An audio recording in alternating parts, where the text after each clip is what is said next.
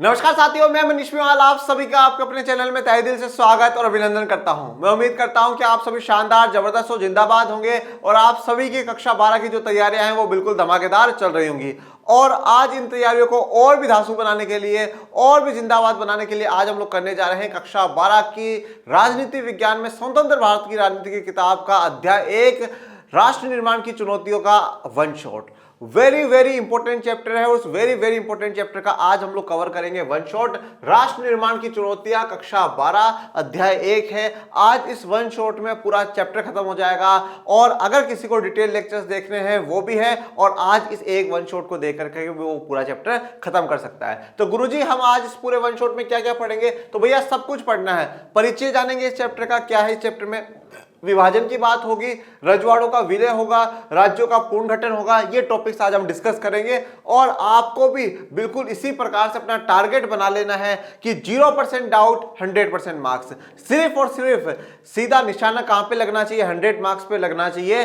बिल्कुल उससे आधा नंबर भी नीचे नहीं चलेगा। पूरा 100/100 ही लेकर करके अपन आएंगे। तो चलिए बिना देरी करे शुरू कर देते हैं अपन आज के वन शॉट को और शुरू करते हैं सबसे पहले परिचय या इंट्रोडक्शन से। राष्ट्र निर्माण की चुनौतियां, जब ये शब्द हमारे सामने आता है तो सबसे पहले तो ये आता है कि चुनौतियों का मतलब क्या होता है। चुनौतियों का अर्थ ये होता है बच्चों कि जब हमारे सामने कुछ ऐसा काम हो जिनमें कुछ समस्याएं हो परंतु हम उन समस्याओं से ऊपर उठ सकते हैं, उन समस्याओं को खत्म कर सकते हैं, तो ऐसे कामों को चुनौती कहा जाता है। जैसे आज मैं आपको कहूं कि बेटा 100 में से 100 लेकर के आने हैं। हाँ, ये थोड़ा सा डिफिकल्ट है, मुश्किल है, पर इम्पॉसिबल तो नहीं है ना। आ तो सकते हैं, पहले भी बच्चों के आए और आज भी आ सकते हैं। तो इसलिए आपको क्या करना पड़ेगा, थोड़ी एक्स्ट्रा मेहनत लगानी पड़ेगी। आपने बोला ये मेरे लिए चैलेंज है, मेरे लिए चुनौती है, सर ने बोला कि 100 में से 100 लेकर के आने, थोड़ा सा डिफिकल्ट है, पर प्रयास करोगे, मेहनत करोगे तो 100 में से 100 आ जाएंगे। तो इसको कहते हैं चुनौती।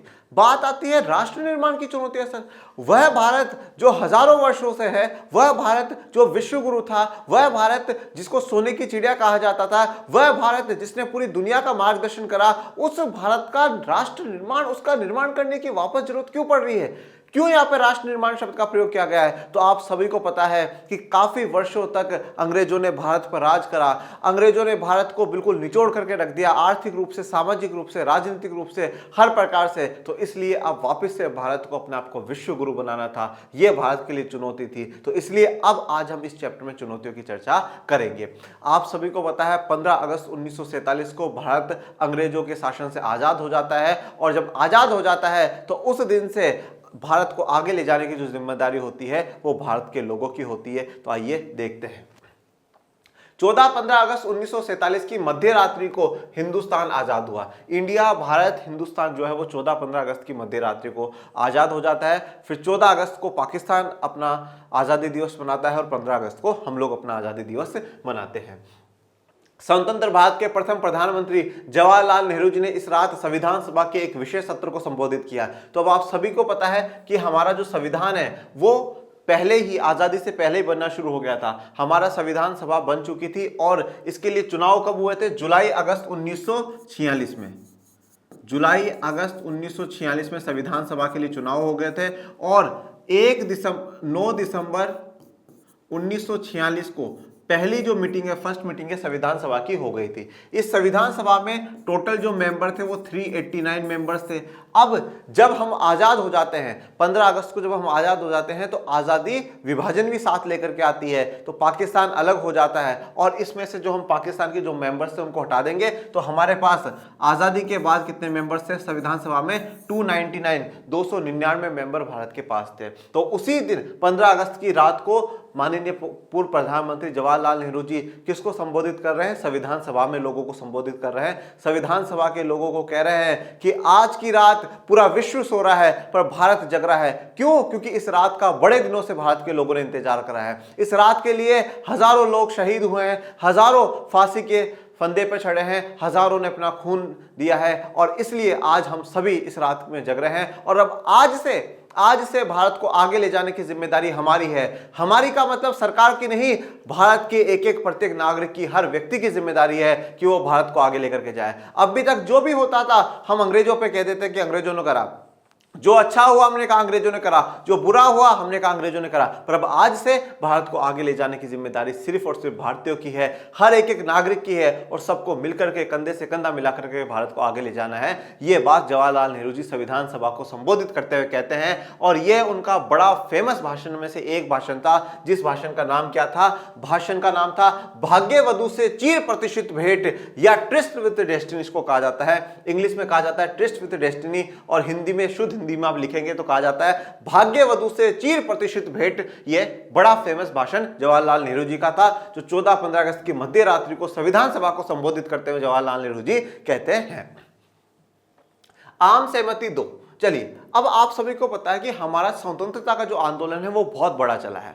1600 में ईस्ट इंडिया कंपनी भारत आ जाती है, पर 1857 तक ईस्ट इंडिया कंपनी राज करती है, और 1857 से सीधे जो वहां की ब्रिटेन की सरकार है, ब्रिटेन के राजा रानी है, वो डायरेक्ट भारत पे रूल करते हैं। तो 1857 में क्रांति होती है, उसके बाद अन्य आंदोलन समय समय पर चलते रहते हैं, जैसे हम देखते हैं 1921 में असहयोग आंदोलन, फिर सविनय अवज्ञा आंदोलन, बहुत से आंदोलन होते हैं। और इन आंदोलनों के समय में कुछ बातें भारत के नेताओं ने तय कर ली थी कि साहब जिस दिन हम आजाद हो जाएंगे उस दिन इन दो या इन बातों पर हम लोग बिल्कुल सहमति के साथ काम करेंगे, हमें आजाद होने के बाद हमें ये काम करने हैं। और वो दो काम क्या थे? उन दो कामों पर बिल्कुल आम सहमति थी, मतलब हमारे महापुरुषों ने, हमारे नेता ने सोच लिया था कि जिस दिन भी हम आजाद होंगे उस आजादी के बाद ये दो काम हमें करने हैं। कौन कौन सा?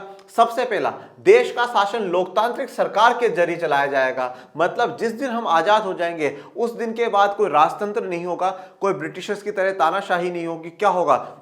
लोकतांत्रिक शासन होगा, जहां पर जनता का शासन होगा, जनता अपने शासकों को, अपनी सरकारों को चुनेगी, जनता अपने शासकों को कंट्रोल कर सकेगी, नियंत्रित कर सकेगी। सब कुछ होगा किसका होगा? जनता का होगा। और इसलिए जब हमारा संविधान बना, उस संविधान में हमने लोकतांत्रिक व्यवस्था अपनाई, और संविधान के प्रथम पेज उद्देशिका में सबसे पहले लिखा गया, हम भारत के लोग, we the people of India, मतलब सबसे ऊपर जो है वो भारत के लोग हैं, और सब उसके बाद में है। तो लोकतांत्रिक सरकार के जरिए चलाया जाए।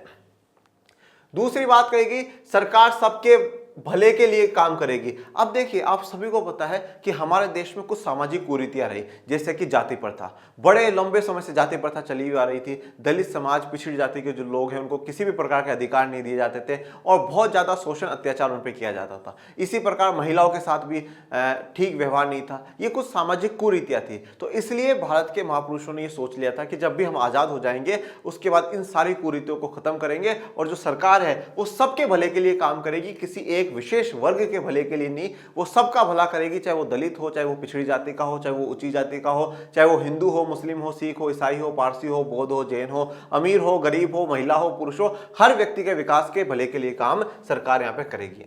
गरीबों और कमजोरों का खास ख्याल रखा जाएगा।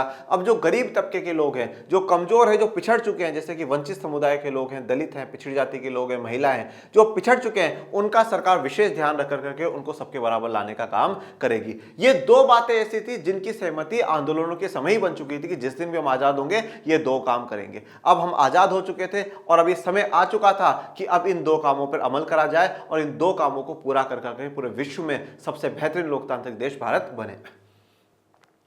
नोट, देश अब आजाद हो चुका था, और आजादी से जुड़े इन सपनों को साकार करने का वक्त आ गया था। अब देश आजाद हो चुका था, 15 अगस्त 1947 को देश आजाद हो चुका था, और अब आजादी से जुड़े ये दो सपने हैं, इनको साकार करना, इनको पूरे करने का वक्त आ चुका था कि अब देरी नहीं करनी चाहिए। अब देश में सबसे पहले लोकतंत्र को स्थापित कर देना चाहिए, और लोकतांत्रिक व्यवस्थाओं के अनुरूप सबके भले के लिए सरकार को काम करना चाहिए।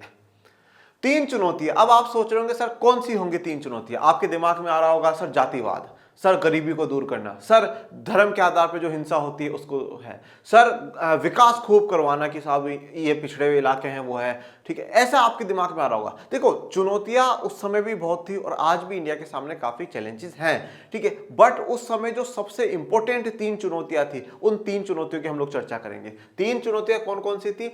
एकता, जिसको हम कहते हैं यूनिटी, लोकतंत्र, डेमोक्रेसी, और तीसरा था विकास। अब कुछ बच्चे ये कहते हैं कि गुरुदेव हमें ये तीनों याद नहीं रहते, एकता, लोकतंत्र, विकास याद नहीं रहता। तो मैं आपको यहां पे याद दिखला देता हूं, ए, लो और वी, और एंडिंग में लगा लो रा। Aloe vera, A for Ekta, low for लोकतंत्र, वी फॉर विकास और रा मतलब राष्ट्र।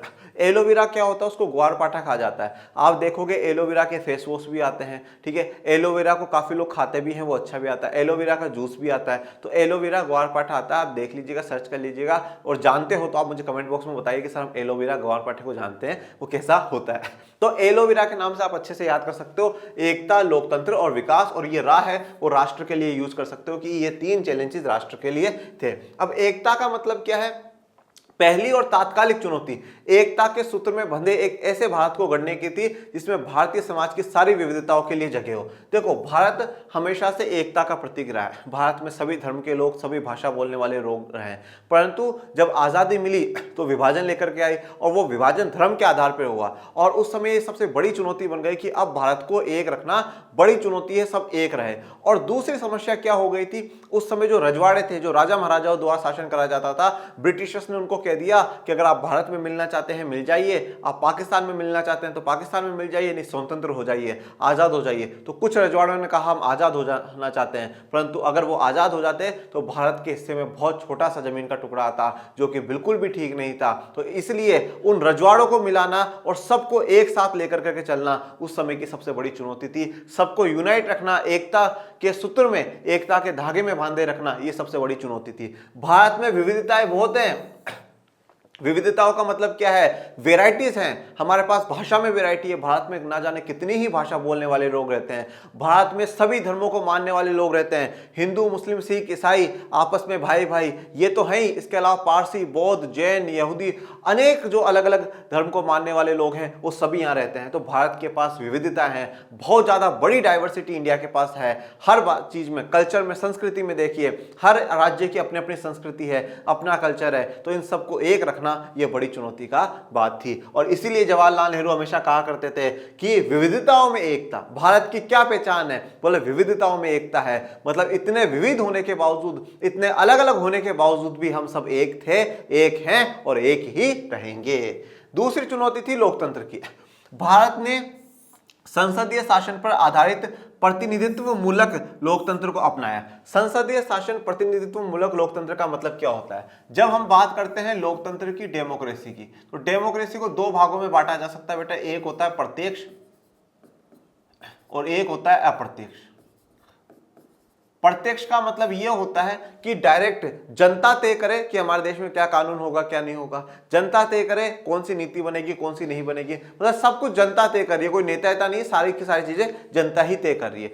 अप्रत्यक्ष में क्या होता है, हम हमारा प्रतिनिधि चुन लेते हैं, हम लोग हमारा नेता चुन लेते हैं, वो नेता संसद में जाकर के बैठते हैं और वो हमारे लिए कानून का निर्माण करते हैं। और अगर उनके कानूनों से हमें, मतलब जनता को समस्या होती है तो हम उनका विरोध करते हैं, हम न्यायालय में जाते हैं और उस कानून को हटवाने की रिक्वेस्ट करते हैं, कोशिश करते हैं। तो मतलब हमने क्या चुन लिया, हमारा प्रतिनिधि चुन लिया। इस अप्रत्यक्ष में भी क्या होता है, प्रतिनिधि जहां चुने जाते हैं, ये 2 प्रकार की व्यवस्थाएं होती है। एक संसदीय व्यवस्था होती है और एक अध्यक्षात्मक व्यवस्था होती है।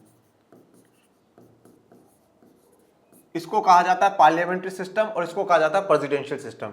या संसदीय व्यवस्था में क्या होगा, हेड ऑफ द नेशन, जो राष्ट्र अध्यक्ष है, मतलब राष्ट्र का अध्यक्ष, राष्ट्र में सबसे बड़ा जो है, और हेड ऑफ द गवर्नमेंट, जो सरकार का सबसे बड़ा है, सबसे मुख्य है। तो हमारे देश में जो राष्ट्र का अध्यक्ष है वो कौन है, राष्ट्रपति साहब, और हेड ऑफ द गवर्नमेंट कौन है, प्रधानमंत्री। तो संसदीय व्यवस्था में एक हेड ऑफ द नेशन होता है और एक हेड ऑफ द गवर्नमेंट होता है। दोनों के पास अपनी अपनी शक्तियां होती है, पर ज्यादा ताकतवर जो होता है वो प्रधानमंत्री होता है। अध्यक्षात्मक शासन व्यवस्था में हेड ऑफ द नेशन और हेड ऑफ द गवर्नमेंट जो दोनों होता है वो राष्ट्रपति होता है, प्रेसिडेंट ही होता है। तो हमने कौन सी अपनाई है, संसदीय व्यवस्था अपनाई है। संसदीय शासन समझवा दिया। प्रतिनिधित्व मूलक मतलब अप्रत्यक्ष अपनाया, जहां पर हम जनता क्या करेगी, प्रतिनिधि को चुन लेगी और वो फिर शासन करेंगे। ऐसा लोकतंत्र भारत ने अपनाया है। चुनौती यह भी थी कि संविधान से मेल खाते लोकतांत्रिक व्यवहार बर्ताव चलन में आए। अब देखो, संविधान में तो लिख दिया गया कि साहब लोकतंत्र है, इस प्रकार का लोकतंत्र है, पर चुनौती, समस्या क्या थी कि जैसा संविधान ने लिखा है वैसा व्यवहार भी होना चाहिए, उसी रूप से लोकतंत्र आना भी चाहिए। चुनौती यह थी कि लोकतंत्र में सबसे बड़ी जो ताकत है वो वोट है, मताधिकार है, कि सब लोग वोट दे। और भारत के संविधान ने शुरुआत में ये काम करा कि 21 वर्ष के सभी जो लोग हैं, चाहे किसी जाति, किसी धर्म, किसी वर्ग से भी बिलोंग करते हो, उन सभी को वोट देने का अधिकार है और one man one vote one value दिया कि जो भी व्यक्ति वोट डालेगा उन सबकी मतों का जो वैल्यू है वो एक रहेगी।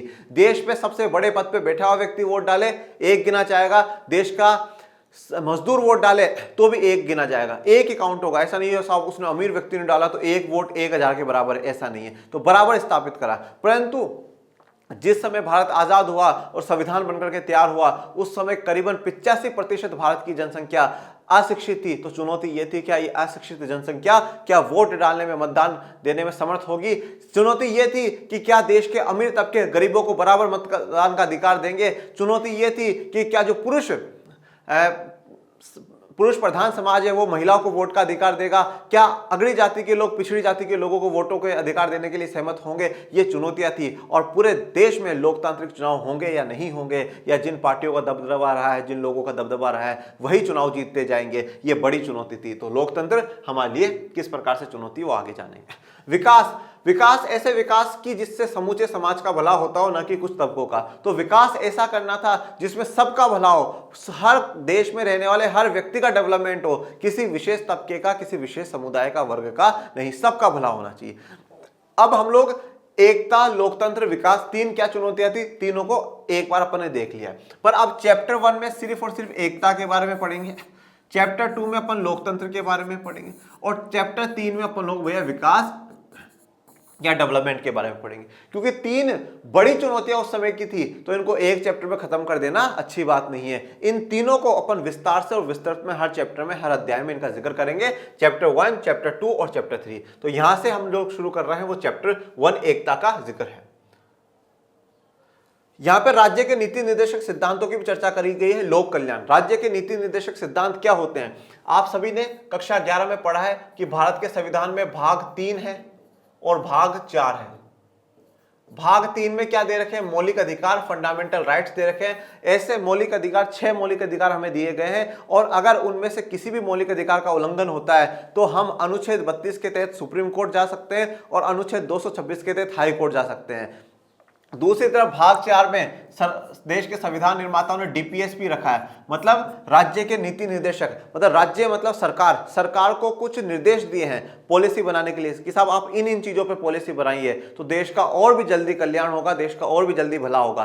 परंतु अगर इन डीपीएसपी वालों पे सरकार काम नहीं करती है तो हम लोग कोर्ट नहीं जा सकते। ये सिर्फ डायरेक्शन दिया गया है कि आप ये काम करिए, अच्छा होगा। जैसे कि आपको मुझे पढ़ाना, ये आपका अधिकार है कि भाई पढ़ना है अपन को, पर मैं आपको ये बोलूं कि साहब बेटा पढ़ा करो, पढ़ोगे तो अच्छे नंबर आ जाएंगे, बड़े सफल आदमी बन जाओगे। अब मैंने आपको डायरेक्शन दिया बेटा पढ़ लो, और नहीं पढ़ो तब आपकी मर्जी, और पढ़ लो तो भी आपकी मर्जी। ओके, चलिए अब हम बात कर लेते हैं विभाजन की। विभाजन, विस्थापन और पुनर्वास। देखिए विभाजन का मतलब क्या होता है, पार्टीशन, ठीक है, मतलब एक प्रकार से बंटवारा हो जाना। विस्थापन का मतलब क्या होता है, देखिए स्थापन समझिए पहले। स्थापन का मतलब एक जगह आप स्थापित हो चुके हो। जैसे मान लीजिए मैं आज यहां पे रहने लगा हूं, मैं स्थापित हो गया। विस्थापन का मतलब क्या, मुझे यहां से दूसरी जगह भेज दिया गया तो मैं विस्थापित हो गया। मतलब आपने देखा होगा कि बहुत से लोग यहां पे रहते हैं, फिर उनको वहां से हटा दिया जाता है, दूसरी जगह भेज दिया जाता है, उसको कहा जाता है विस्थापन। अब जब उनको वहां से हटा दिया है तो दूसरी जगह कहीं सेट तो करना जाएगा, तो पूर्ण आवास मतलब फिर से उनको आवास, फिर से उनको मकान की सुविधाएं देने की बात है। तो यहां पर विभाजन हुआ, बंटवारा हुआ, इंडिया का बंटवारा हुआ, पाकिस्तान बन गया। तो अब काफी लोग पाकिस्तान से भारत आए और भारत से काफी लोग जो है वो पाकिस्तान गए। तो अब वो लोग क्या है, विस्थापित हो गए। पहले जो यहाँ रह रहे थे वो वहां चले गए, जो वहां रह रहे थे वो यहाँ गए। अब फिर उनको पूर्णावास करना, उनको रिहेबिलिट करना, उनको वापस बसाना अपने देशों में, ये इसकी चर्चा करनी है। अब विभाजन की पहले पूरी कहानी आप सुनिए। अगर मैं 1947 से पहले भारत की बात करूं, 1947 से पहले इंडिया की बात करते हैं, अगर भारत की बात करते हैं, तो आपको भारत को अपन 2 भागों में बांट करके पढ़ सकते हैं। एक है बच्चों British India,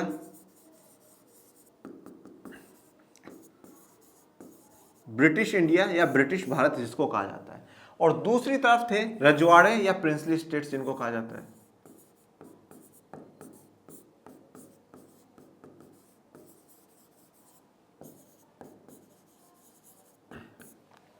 British India Bharat का वह भाग था जहां पे पूर्ण कंट्रोल जो था, पूरी की पूरी तरीके से कंट्रोल था, वो ब्रिटिशर्स का था। मतलब वहां पे पत्ता भी हिलता था तो ब्रिटिशर्स की मर्जी से हिलता था, सब कुछ ब्रिटिशर्स के हिसाब से होता था। रजवाड़े भारत के वो हिस्से थे जहां पे राजा रानियों का राज चला करता था, राजा महाराजा राज करा करते थे। वहां पर ब्रिटिशर्स का पूरा राज नहीं था, कुछ काम उन्होंने रजवाड़ों को सौंप रखे थे और कुछ चीजें अपने अंडर में ले रखी थी। तो मतलब वहां पे थोड़ा सा आप ये कह सकते हैं इन रजवाड़ों ने ब्रिटिशर्स की अधीनता को स्वीकार कर लिया। अधीन ब्रिटिशर्स के अधीन तो थे, पर ब्रिटिशर्स कुछ काम रजवाड़ों को सौंप देते थे, राजा महाराजाओं को सौंप दिया करते थे। अब देखिए यहाँ पे ब्रिटिश इंडिया और रजवाड़े। अब इस जो ब्रिटिश इंडिया है ना, इसी ब्रिटिश इंडिया में से क्या होता है, विभाजन होता है। इस ब्रिटिश इंडिया में से पाकिस्तान बना दिया जाता है और पाकिस्तान को एक नहीं बल्कि दो टेरिटरी, दो सीमा क्षेत्र पाकिस्तान को दिए जाते हैं। एक तो पश्चिमी पाकिस्तान, पश्चिमी पाकिस्तान, और एक पूर्वी पाकिस्तान।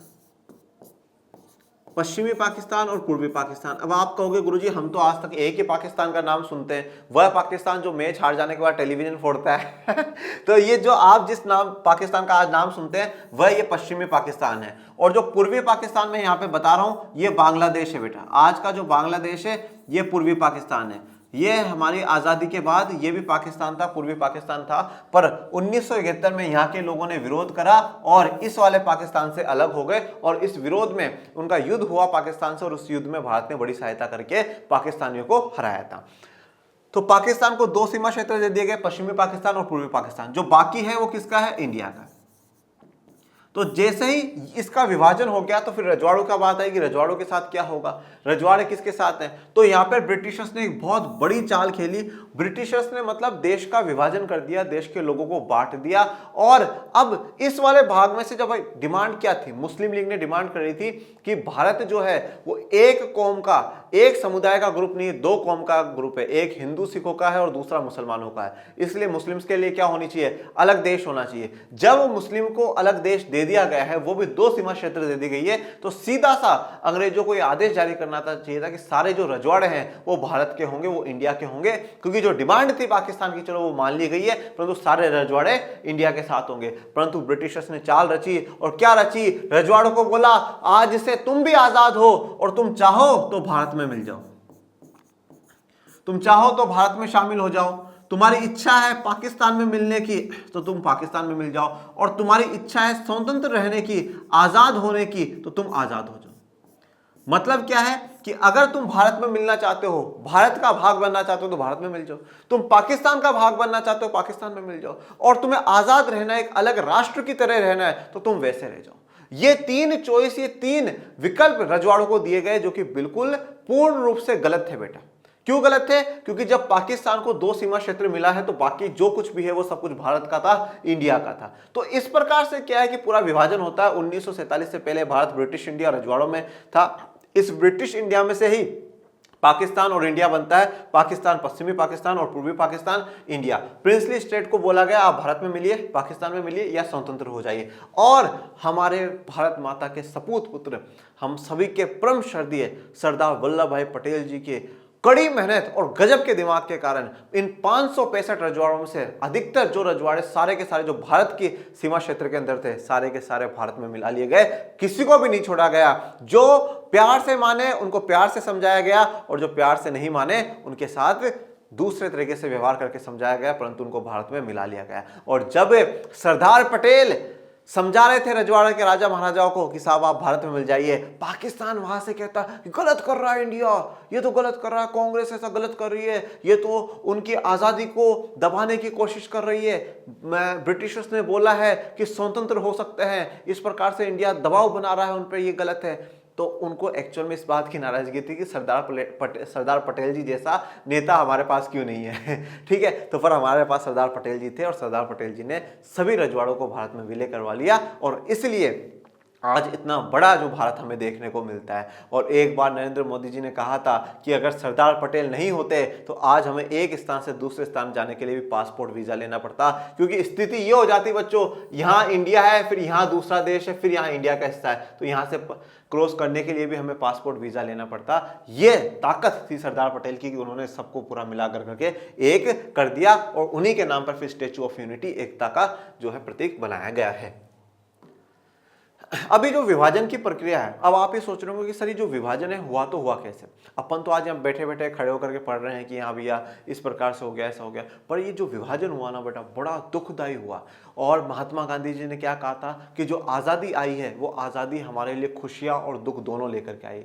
खुशी किस बात की, वो 200 सालों का दमनकारी अत्याचारी जो शासन था वो खत्म हो चुका है। और दुख इस बात का जो साथ में मिलकर करके एक थाली में एक प्लेट में खाना खाया करते थे हिंदू मुस्लिम भाई भाई, वो आज अलग हो चुके हैं। ये ब्रिटिश विभाजन करा करके जा रहे हैं। तो ये विभाजन दुख लेकर के आया था और इस विभाजन में बहुत हजारों की लाखों की संख्या में लोग मारे गए, लाखों की संख्या में बच्चे हैं माता पिता से अनाथ हो गए। वो सब कुछ अपन पढ़ेंगे। ये जो विभाजन की प्रक्रिया थी, विभाजन था बड़ा दुखदायी विभाजन था। तो इस विभाजन की प्रक्रिया को आइए देखते हैं किस प्रकार से। सबसे पहले विभाजन की प्रक्रिया में पूर्ण रूप से मुसलमान बहुसंख्यक क्षेत्र ना होना। देखिए विभाजन की प्रक्रिया में आपको बता देता हूं, विभाजन की जो डिमांड करी है वो मुस्लिम लीग ने करी है। मुस्लिम लीग का गठन 1906 में हो गया था। शुरुआत में मुस्लिम ठीक थी, परंतु बाद में धीरे धीरे मुस्लिम लीग की पाकिस्तान की डिमांड बढ़ती जाती है और भारत के बंटवारे की डिमांड करने लग जाती है। और जब मुस्लिम लीग डिमांड करती है तो 1946 तक, जब तक संविधान सभा के चुनाव हुए तब तक मांग नहीं मानी गई है, परंतु 1947 में जो पार्टीशन प्लान आता है, इंडिया इंडिपेंडेंस एक्ट 1947 आता है जून में, उसमें स्वीकार कर लिया गया था कि साहब इंडिया का पार्टीशन होगा जिसमें पाकिस्तान को उसका क्षेत्र मिलेगा। पर जो पाकिस्तान को क्षेत्र दे तो कैसे दे, मतलब अब मुस्लिम लीग ये कह रही है कि साहब मुसलमानों को पाकिस्तान मिलना चाहिए, तो अब मतलब जहां जहां मुसलमान है वो सारा एरिया पाकिस्तान को दे दे। परंतु उस समय तक तो, आजादी से पहले तक तो सब मिलजुल करके रहा करते थे। ये एक घर हिंदू भाई का, ये एक घर मुस्लिम भाई का, एक घर दूसरे का, ऐसे मिलजुल करके रहा करते थे। तो किस प्रकार से कह दे कि साहब ये एरिया जो है ये मुस्लिम्स का है और ये हम पाकिस्तान को दे दे। तो विभाजन की प्रक्रिया में भी, विभाजन करते समय भी काफी कठिनाई आई है, जैसे कि पूर्ण रूप से मुसलमान बहुसंख्यक क्षेत्र ना होना। मतलब कोई भी ऐसा क्षेत्र नहीं था जो पूरी तरीके से वहां पर सिर्फ और सिर्फ मुस्लिम ही थे, बाकी कोई दूसरी कम्युनिटी के लोग ना हो, ऐसा बिल्कुल भी नहीं था। कुछ मुसलमान पाकिस्तान के विरोध में भी थे। अब सारे के सारे जो मुस्लिम्स हैं वो पाकिस्तान में नहीं मिलना चाहते थे। कुछ मुस्लिम बहुसंख्यक इलाके जो हैं वो भारत में ही रहना चाहते थे और इस विभाजन के खिलाफ थे। जैसे ऐसे लोगों में मैं नाम लूं तो अब्दुल गफ्फार खान जी का नाम लूंगा, जिनके बारे में अभी हम आगे पढ़ेंगे। मुस्लिम बहुल प्रांत के कुछ हिस्सों में गैर मुस्लिम आबादी, मतलब जैसे मान लो इस वाले इलाके में मुस्लिम्स है, पर यहाँ पर जैसे यहाँ पर जो है हिंदू है या सिख है, दूसरे कम्युनिटी के लोग हैं। और चौथी समस्या थी अल्पसंख्यकों की, माइनॉरिटीज की। चलिए एक एक को देखते हैं। पूर्ण रूप से मुसलमान बहुसंख्यक क्षेत्र न होना। ऐसे दो इलाके थे जहां मुसलमानों की आबादी ज्यादा थी। देखिए पूरी तरीके से कोई इलाका मुसलमानों का हो ये तो उस समय पॉसिबल नहीं था, क्योंकि सब मिलजुल करके रह रहे थे। पर फिर भी देखा गया कि जो दो इलाके हैं वो दो इलाके क्या है जहां पे ज्यादा मुसलमानों की संख्या है, मुस्लिम्स की संख्या ज्यादा है। एक इलाका पश्चिम में था तो दूसरा इलाका पूर्व में था। पाकिस्तान में दो इलाके शामिल होंगे, यानी पश्चिमी पाकिस्तान और पूर्वी पाकिस्तान। तो जब पूरा कोई भी इलाका ऐसा नहीं था जहां पे मुस्लिम बहुसंख्यक हो, पर दो ऐसे इलाके देखने को मिले जहां पे ज्यादा संख्या मुसलमानों की थी। एक इलाका पश्चिम में था इसलिए पश्चिमी पाकिस्तान बनाया गया, और एक इलाका पूर्व में था इसलिए पूर्वी पाकिस्तान बनाया गया। पश्चिमी पाकिस्तान आज का मौजूदा पाकिस्तान है और पूर्वी पाकिस्तान आज का मौजूदा बांग्लादेश है। दूसरा, कुछ मुसलमान पाकिस्तान के विरोध में थे। खान अब्दुल गफ्फार खान, सीमांत गांधी पश्चिमोत्तर सीमा प्रांत के निर्विवाद नेता थे। देखिए क्या बोला गया है, पश्चिमोत्तर सीमा प्रांत। पश्चिम मतलब जैसे देखिए ये इंडिया है, पश्चिम ये आ गया, पश्चिमोत्तर, पश्चिम उत्तर तो नॉर्थ वेस्टर्न ये आ गया ना, ये नॉर्थ वाली दिशा हो गई, ये वेस्ट हो गया, पश्चिम हो गया। इधर के जो प्रांत थे जो बिल्कुल सीमा क्षेत्र पे थे, ऐसे जो प्रांत थे वहां के नेता थे कौन, खान अब्दुल गफ्फार खान जी। और खान अब्दुल गफ्फार खान जो है गांधी जी के बड़े अनुयायी थे, गांधी जी के बड़े सपोर्टर थे, इसलिए इनको क्या कहा जाता था, सीमांत गांधी कहा जाता था। मतलब इस इलाके का जो है महात्मा गांधी इनको कहा जाता था। तो खान अब्दुल गफ्फार खान नहीं चाहते थे कि भारत का, इंडिया का विभाजन हो और पाकिस्तान अलग राष्ट्र बनाए। बोले ऐसा नहीं होना चाहिए, हम सब मिलजुल करके रहते हुए आए हैं और हम सबको मिलजुल करके ही रहना चाहिए। यह है खान अब्दुल गफ्फार खान।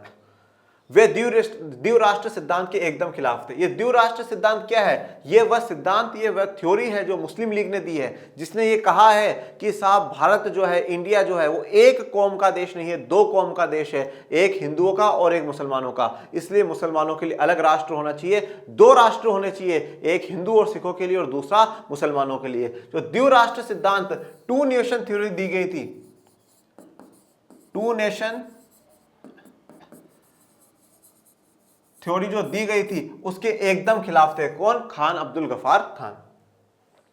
परंतु पश्चिमोत्तर सीमा प्रांत को पाकिस्तान में शामिल मान लिया गया। अब इनकी बात को नजरअंदाज कर दिया गया, इनकी बात को नहीं सुना गया और फाइनली इस इलाके को किसमें? पाकिस्तान में शामिल कर दिया गया।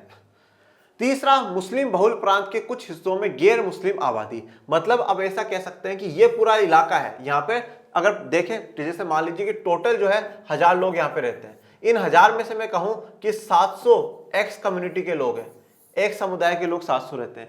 पर इस वाले पूरे इलाके में यहां पर अगर मैं देखूं तो यहां पर क्या है कि जो लोग हैं, जैसे मान लो यहां पर क्या है कि भैया टोटल 400 लोग रहते हैं। अब 400 में से क्या है कि मान लीजिए जैसे 150 तो एक्स कम्युनिटी के, पर 250 जो लोग हैं वो वाई कम्युनिटी के। अब यहां पर तो देखें तो ये वाली कम्युनिटी के लोग, इस एरिया में तो ये लोग ज्यादा है, इस वाले एरिया में तो ये लोग ज्यादा हैं। तो अब मुस्लिम बहुल इलाका जहां पर मुस्लिम पूरे ज्यादा बहुसंख्यक है, तो वहां पर कुछ ऐसे इलाके थे जहां पर दूसरी कम्युनिटी के लोग भी ज्यादा थे। तो फिर क्या करें? इन इलाकों को भारत को दे दे और ये बाकी का इलाका क्या है?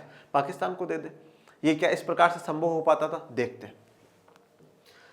मुस्लिम बहुल प्रांत पंजाब और बंगाल में अनेक हिस्से बहुसंख्यक गैर मुस्लिम आबादी के थे। मतलब आप पंजाब का इलाका देखेंगे, अब देखिए विभाजन हुआ कहां से? पंजाब के इलाके में से, बंगाल के इलाके में से, कुछ असम का इलाका। पूर्वी पाकिस्तान जो है वो बंगाल और असम में से कट करके बनाए गए और ये पंजाब वाले हिस्सों में से। तो मुस्लिम बहुल जो प्रांत इलाके हैं पंजाब में और बंगाल में, उनके अनेक हिस्से में जो बहुसंख्यक थे वो गैर मुस्लिम आबादी थी। गैर मुस्लिम आबादी का मतलब क्या है? मुस्लिमों के अलावा जो दूसरे कम्युनिटी के लोग हैं, चाहे वो हिंदू हो, मुस्लिम हो या कोई और कम्युनिटी के लोग हो, वो ज्यादा थे वहां पर।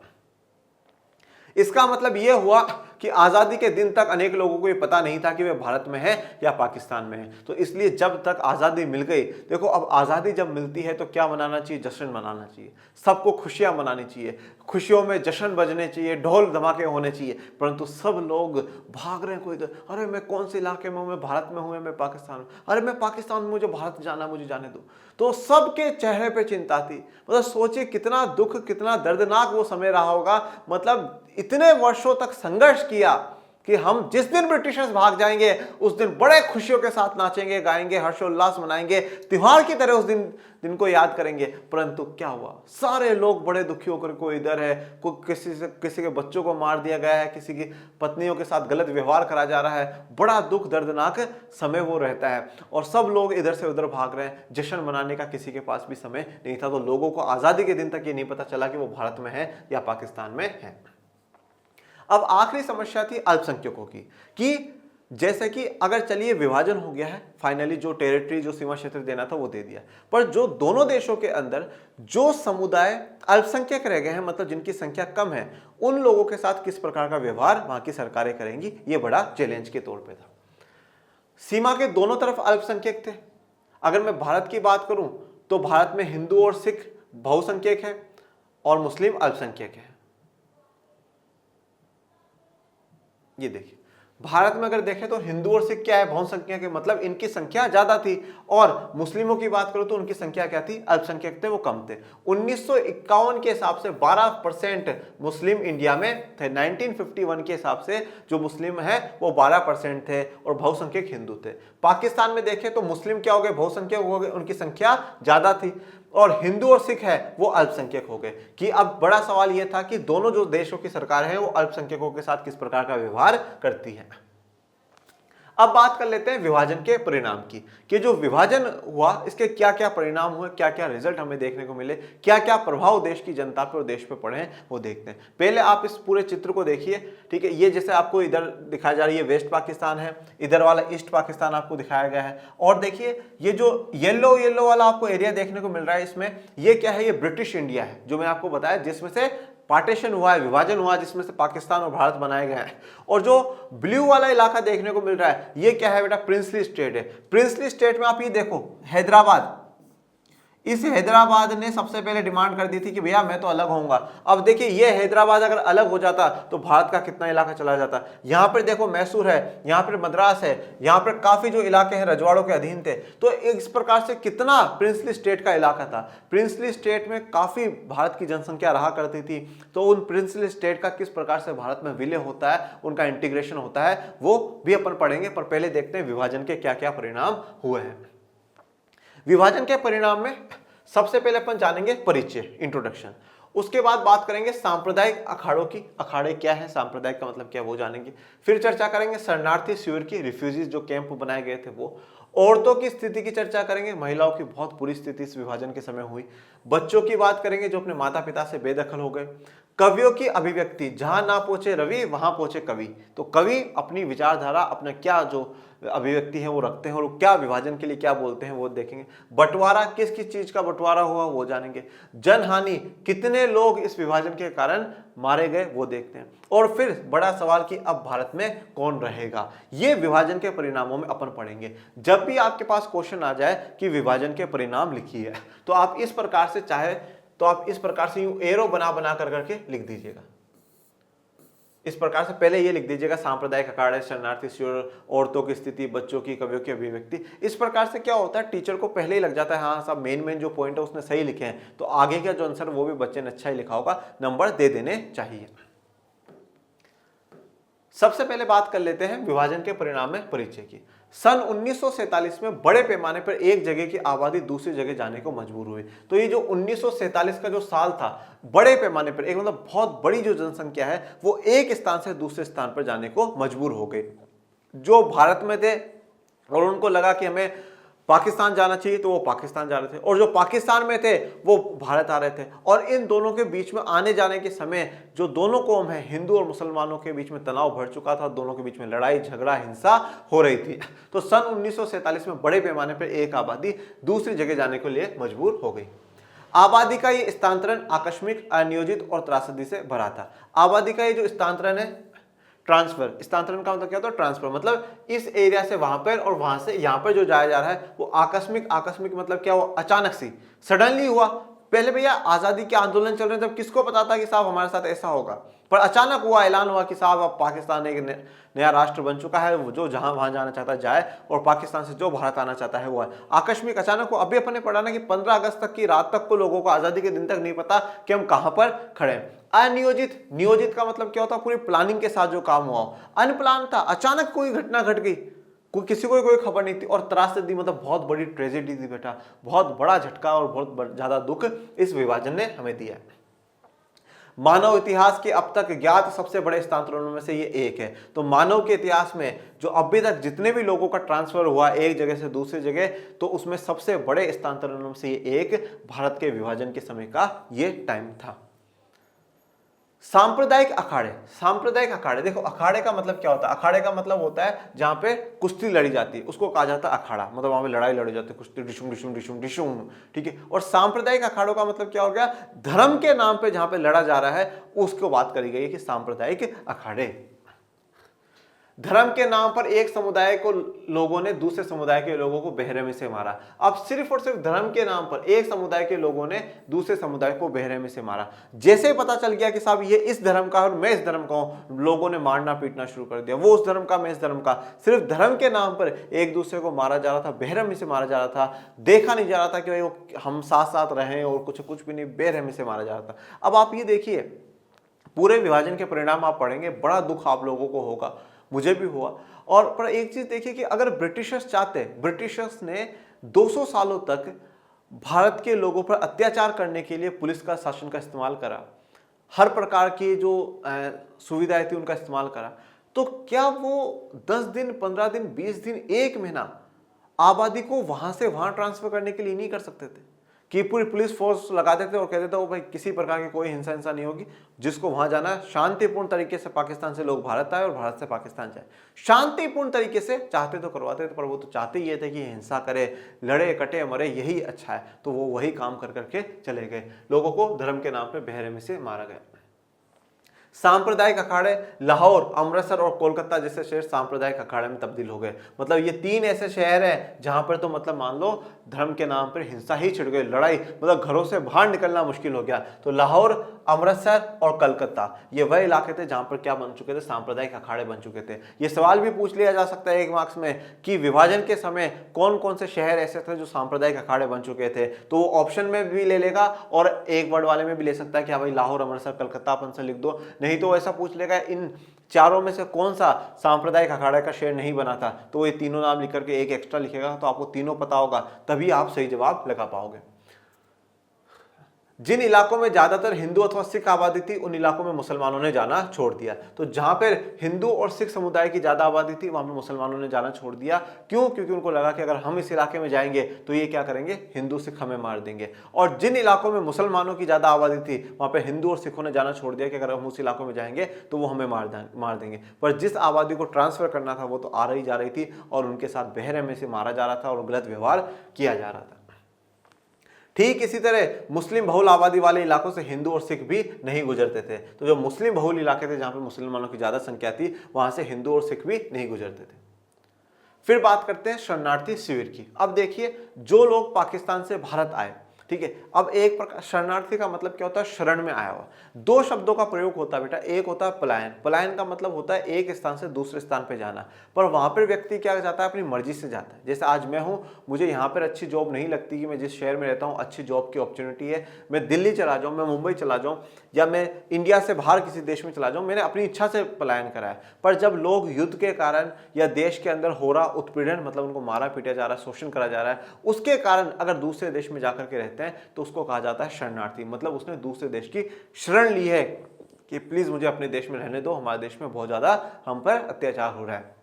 अब जो लोग पाकिस्तान से भारत आए तो भारत ने उनको अपना शरणार्थी माना कि साहब ये भारत में आए, अब भारत में रहेंगे तो कहाँ रहेंगे ये, इनके पास वहां पर तो मकान था, सब कुछ था, यहाँ तो कुछ भी नहीं है। तो इसलिए सरकार ने क्या लगवाया, शिविर लगवाए, कैंप लगवाए, मतलब आप कह सकते हैं छोटे छोटे टेंट है वो ताने गए और लोगों को अस्थायी रूप से रहने की परमिशन सरकार ने वहां पर दी है। जो लोग सीमा पार करने में किसी तरह सफल रहे उन्होंने पाया कि अब वे बेठिकाना हो गए हैं। तो जो लोग सीमा पार करने में, मतलब जो बाउंड्री को पार करने में सफल हो गए कि साहब ये पाकिस्तान की बाउंड्री है और हम इंडिया पहुंच चुके हैं, तो किसी भी प्रकार से वो सीमा पार करने में सफल हुए, अब उनको पता चला कि हम तो बेठिकाना हो गए, हमारा कोई ठिकाना ही नहीं है। नहीं तो वहां रहते थे, वो ये घर था, मकान था, सब कुछ था, अब हम बिल्कुल बेठिकाना हो चुके हैं, अब हमारे पास कुछ भी नहीं है।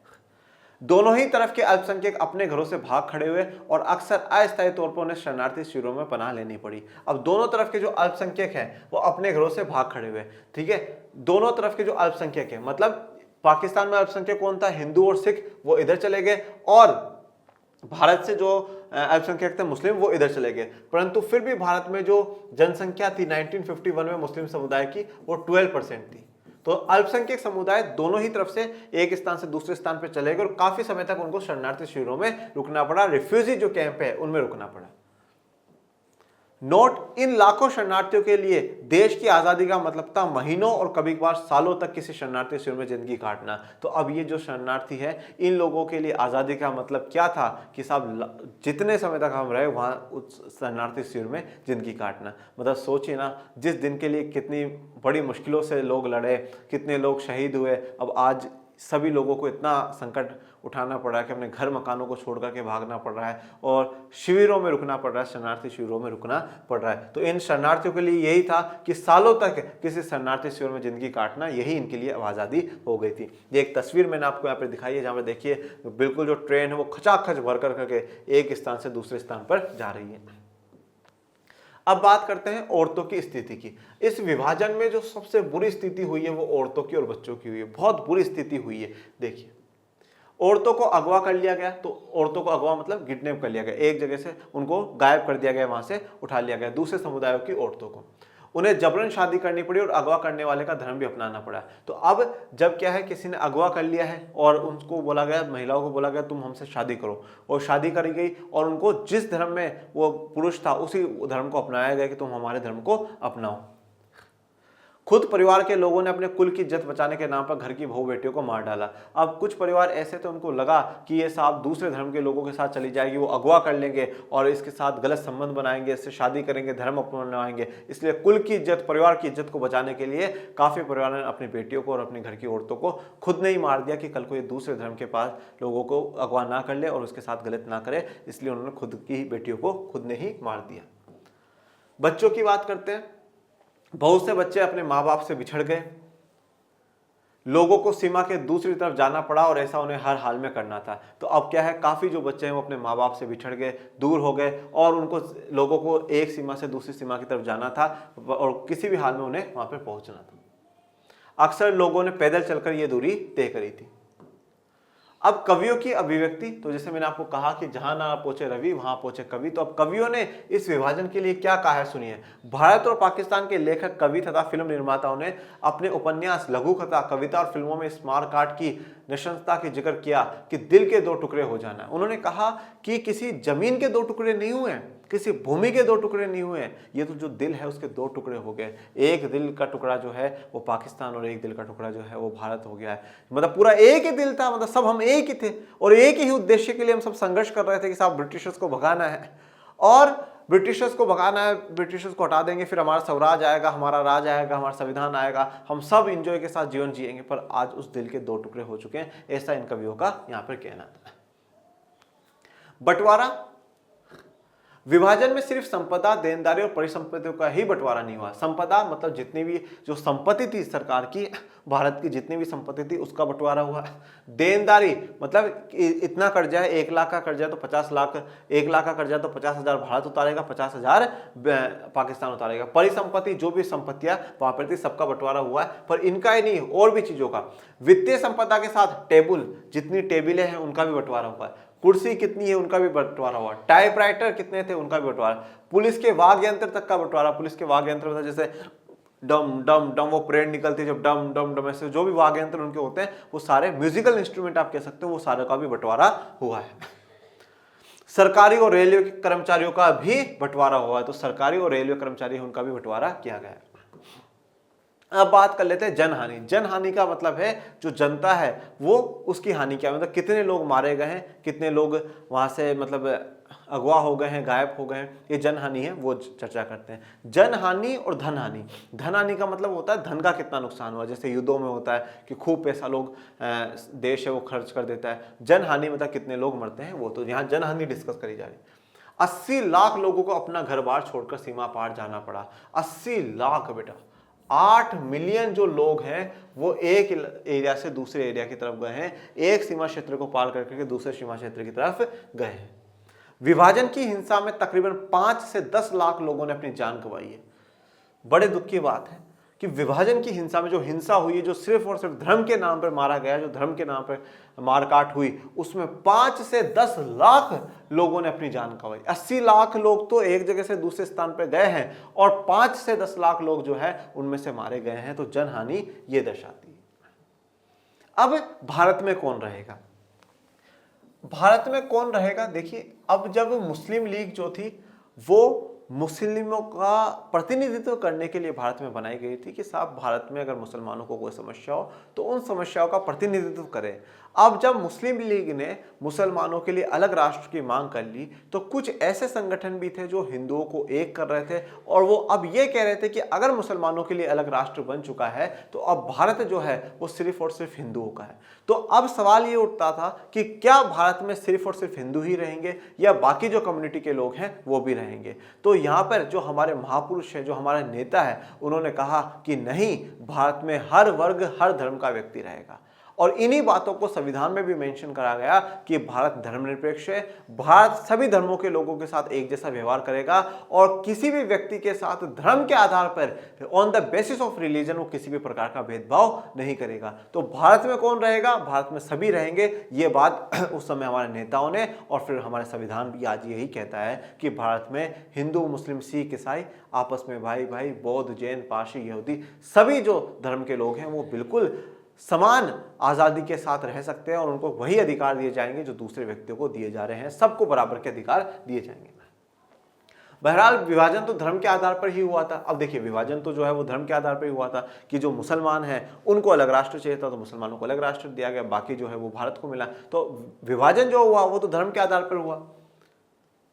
क्या इस वजह से भारत अपने आप एक हिंदू राष्ट्र बन गया? सवाल है यहाँ पे। तो क्या इस तरीके से तो फिर भारत ऑटोमेटिकली खुद हिंदू राष्ट्र बन गया? क्योंकि जब विभाजन धर्म के आधार पर और मुसलमानों के लिए अलग राष्ट्र हो गया तो बाकी ऑटोमेटिकली क्या है, हिंदू राष्ट्र बन गया भारत।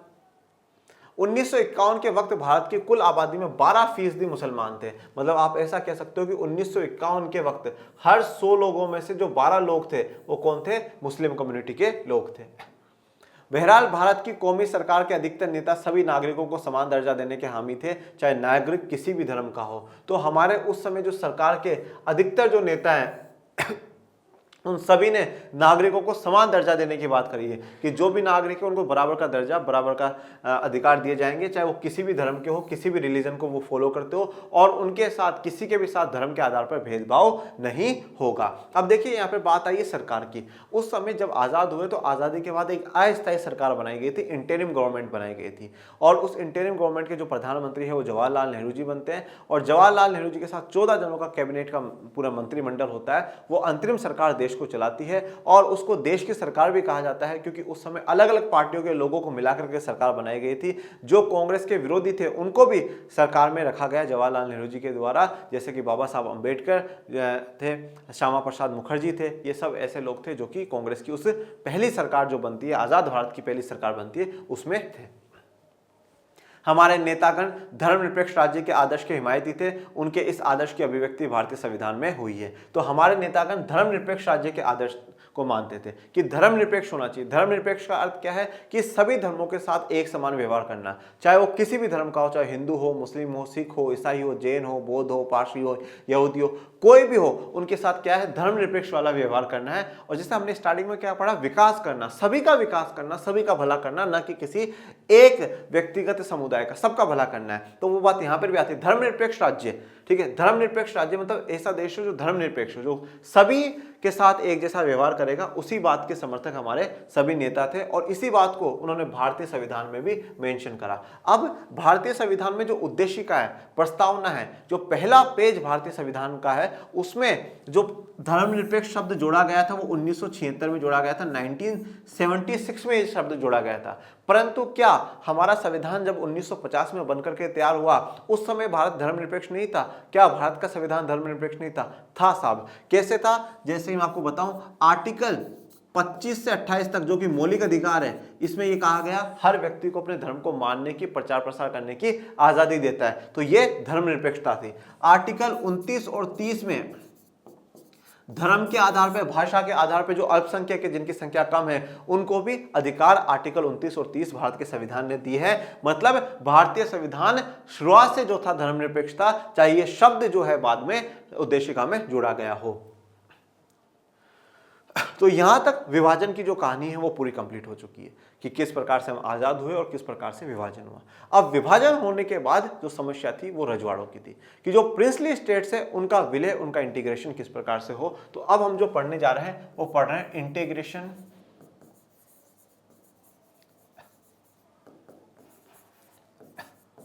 इंटीग्रेशन ऑफ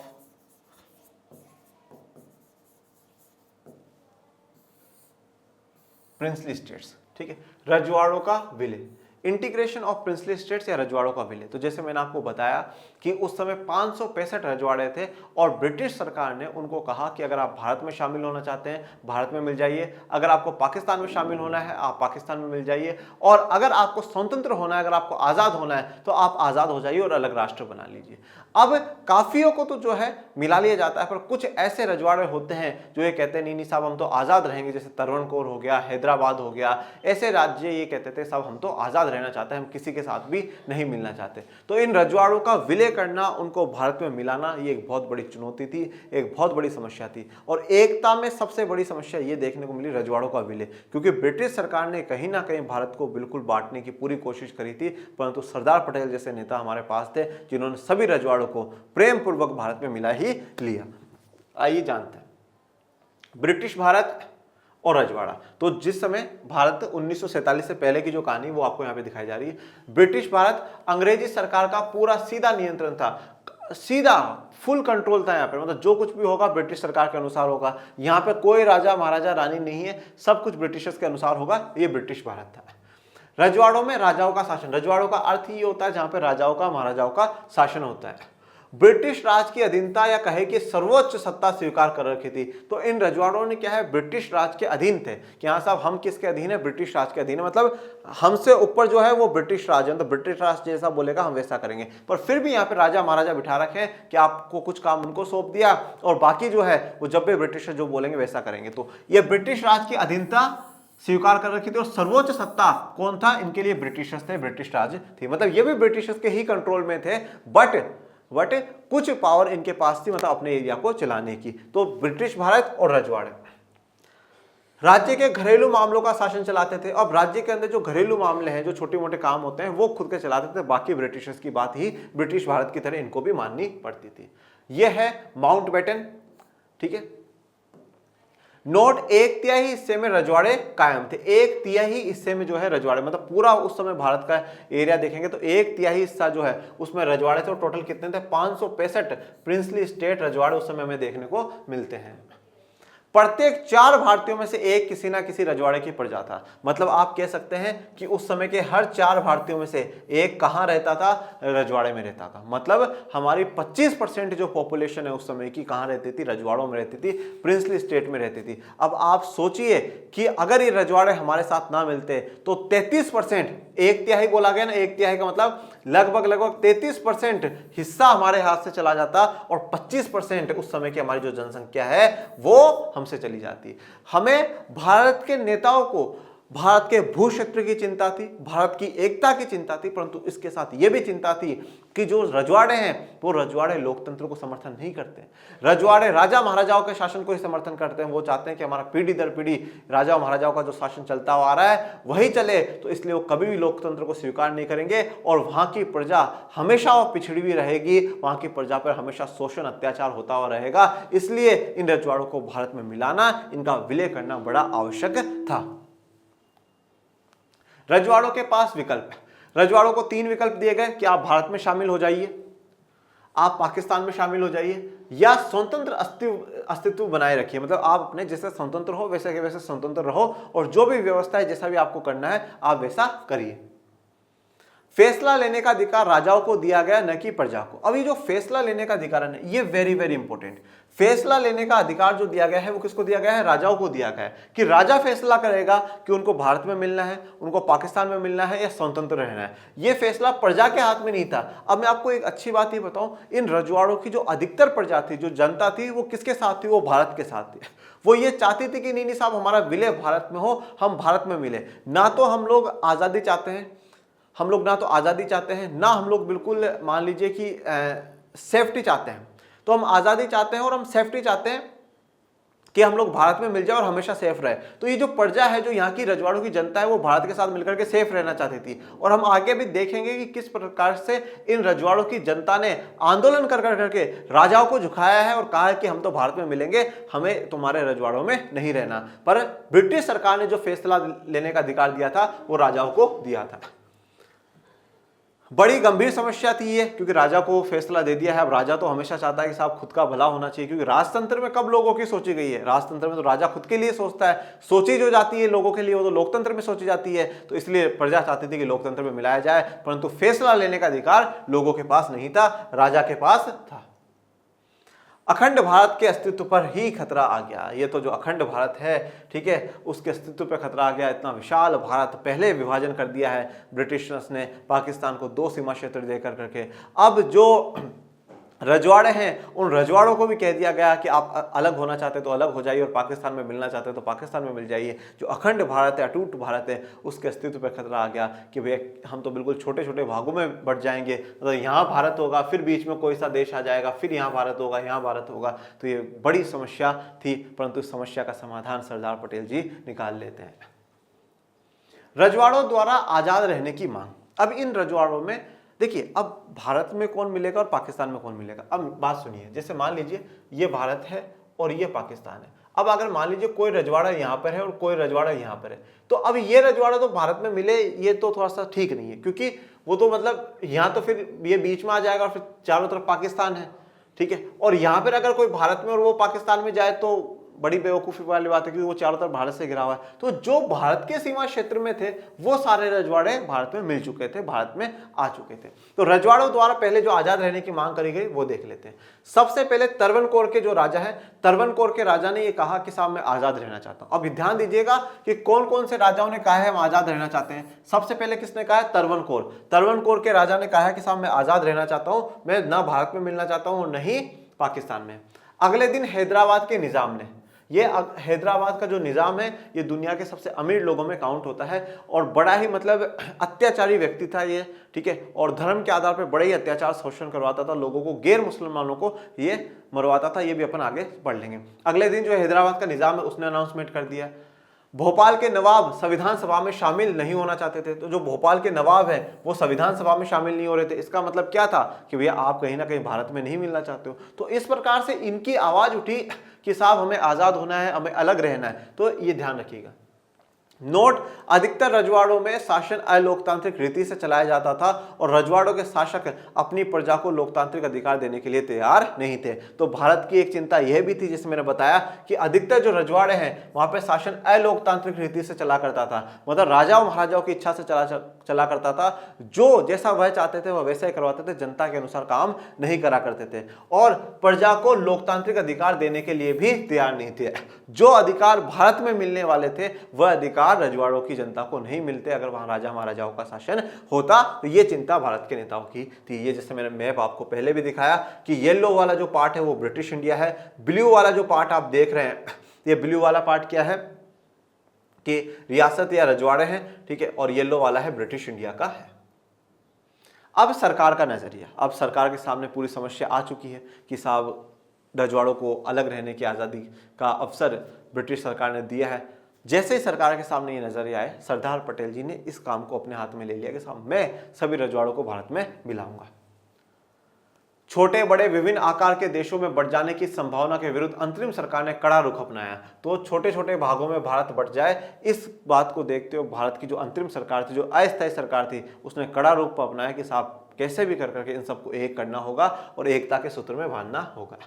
बड़ी चतुराई और युक्तिपूर्ण तरीके से सरदार पटेल जी ने रजवाड़ों को भारतीय संघ में शामिल होने के लिए ऐतिहासिक भूमिका निभाई। तो बड़ी चतुराई के साथ, प्रेम पूर्वक भी, जहां प्रेम से समझाना था वहां प्रेम से समझाया और जहां दूसरे तरीके से समझाना था वहां दूसरे तरीके से समझाया। बड़ी चतुराई से और बड़ी युक्तिपूर्ण, मतलब पूरा दिमाग के साथ सरदार पटेल जी ने रजवाड़ों को भारतीय संघ में शामिल करके एक बड़ी ऐतिहासिक भूमिका निभाई। और इस भूमिका के लिए हम इनको जितना नमन करें, जितना नमस्कार करें वो कम है बेटा। मतलब सच में आप खुद तुलना करिए, नहीं तो हमें इस एरिया से उस एरिया में जाने के लिए पासपोर्ट वीजा की जरूरत पड़ जाती, पर आज नहीं पड़ रही है। तो वो सिर्फ और सिर्फ सरदार पटेल जी के कारण नहीं पड़ रही है। तो सरदार पटेल जी का सभी रजवाड़ों को मिलाने में एक बहुत बहुत बहुत बहुत बहुत बड़ी भूमिका इन्होंने निभाई है। अब उदाहरण के तौर पर मैं आपको बताता हूं, आज के उड़ीसा में, आज जो उड़ीसा है उसमें उस समय के 26, आज के उड़ीसा में उस समय के 26 रजवाड़े थे। आज के छत्तीसगढ़ में उस समय के 15 रजवाड़े थे। सौराष्ट्र में 14 बड़े और 119 छोटे। सौराष्ट्र का मतलब है जो गुजरात वाला भाग आप देखते हो, दक्षिणी जो भाग है सौराष्ट्र वाला, उसमें 14 बड़े और 119 छोटे, मतलब 133 रजवाड़े थे। मतलब जो आज हमारे एक एक राज्य है वहां पे 100 20 50 रजवाड़े वहां पर थे। अगर आज जैसे उड़ीसा के 26 रजवाड़े अलग हो जाते तो उड़ीसा चल जाता, छत्तीसगढ़ के 15 अलग हो जाते तो छत्तीसगढ़ चला जाता। एक उदाहरण के तौर पे आपको बताया गया है कि आज के एक राज्य में उस समय के कितने रजवाड़े थे, तो कितनी समस्याओं के साथ हमारे सरदार पटेल जी ने इनको मिलाया है। तो इस योगदान के लिए तो उनको बिल्कुल नतमस्तक होकर के नमस्कार करते हैं। 3 महत्वपूर्ण कदम, ठीक है, जो सरकार के द्वारा जो कदम उठाए गए उनके 3 महत्वपूर्ण कदम की चर्चा करते हैं।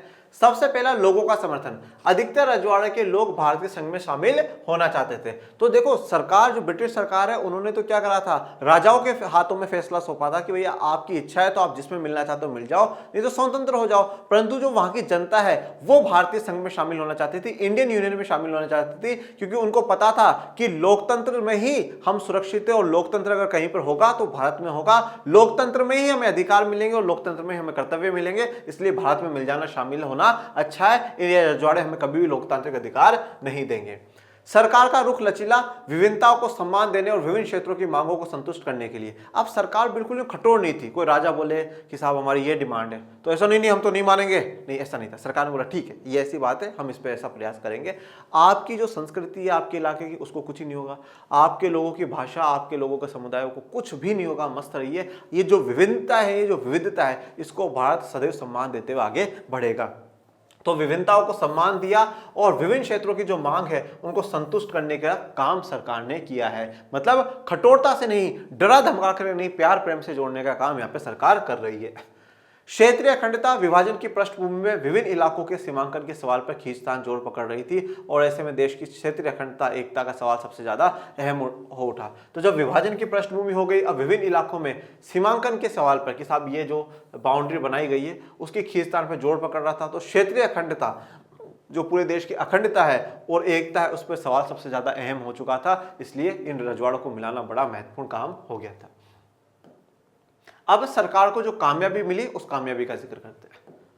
शांतिपूर्ण बातचीत के जरिए लगभग सभी रजवाड़े जिनकी सीमाएं आजाद हिंदुस्तान की नई सीमाओं से मिलती थी 15 अगस्त 1947 से पहले ही भारतीय संघ में शामिल हो गए। तो मतलब 15 अगस्त 1947 से पहले ही भारतीय संघ में शामिल हो गए। मतलब आप देखिए जून में ही अनाउंसमेंट हो जाता है कि साहब हम आजाद करेंगे और उसमें रजवाड़ों को यह ऑप्शन दे दिया जाता है कि साहब आप भारत में मिलिए, पाकिस्तान में मिलिए या आजाद रहिए। तो 15 अगस्त 1947 से पहले ही सरदार पटेल जी और अंतरिम सरकार ज्यादातर रजवाड़ों को जो है जिनकी सीमा भारत से मिलती थी, भारत में लगती थी, उनको भारत में जोड़ने का काम कर लिया।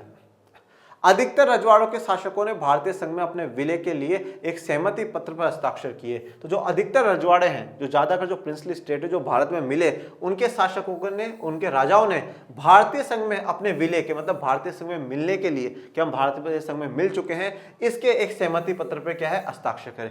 सहमति पत्र पर एक लेटर पर साइन तो करवाया जाए, नहीं कल को बोलते साहब हम तो नहीं मिले थे, कोई प्रूफ दिखाओ, तो बोले ये लो भाई प्रूफ, तो राजा ने साइन करा।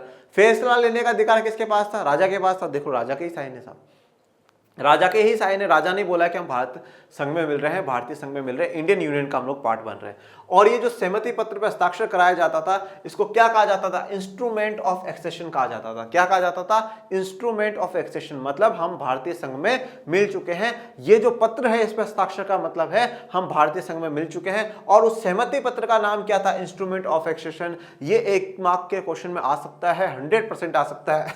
इसको आप बिल्कुल 5 स्टार कर लो बेटा, इसको तो बहुत इंपॉर्टेंट है इंस्ट्रूमेंट ऑफ एक्सेशन। इसका अर्थ क्या है वो भी जान लो। इसका अर्थ था कि रजवाड़े भारतीय संघ का अंग बनने के लिए सहमत है। मतलब जो रजवाड़े जिन्होंने इंस्ट्रूमेंट ऑफ एक्सेशन पर साइन कर दिया है, इसका मतलब है कि वो भारतीय संघ का अंग बनने के लिए तैयार हैं, उनको भारत में मिलाने के लिए वो खुद रेडी है और उन्होंने साइन इस बात के लिए कर दिया है।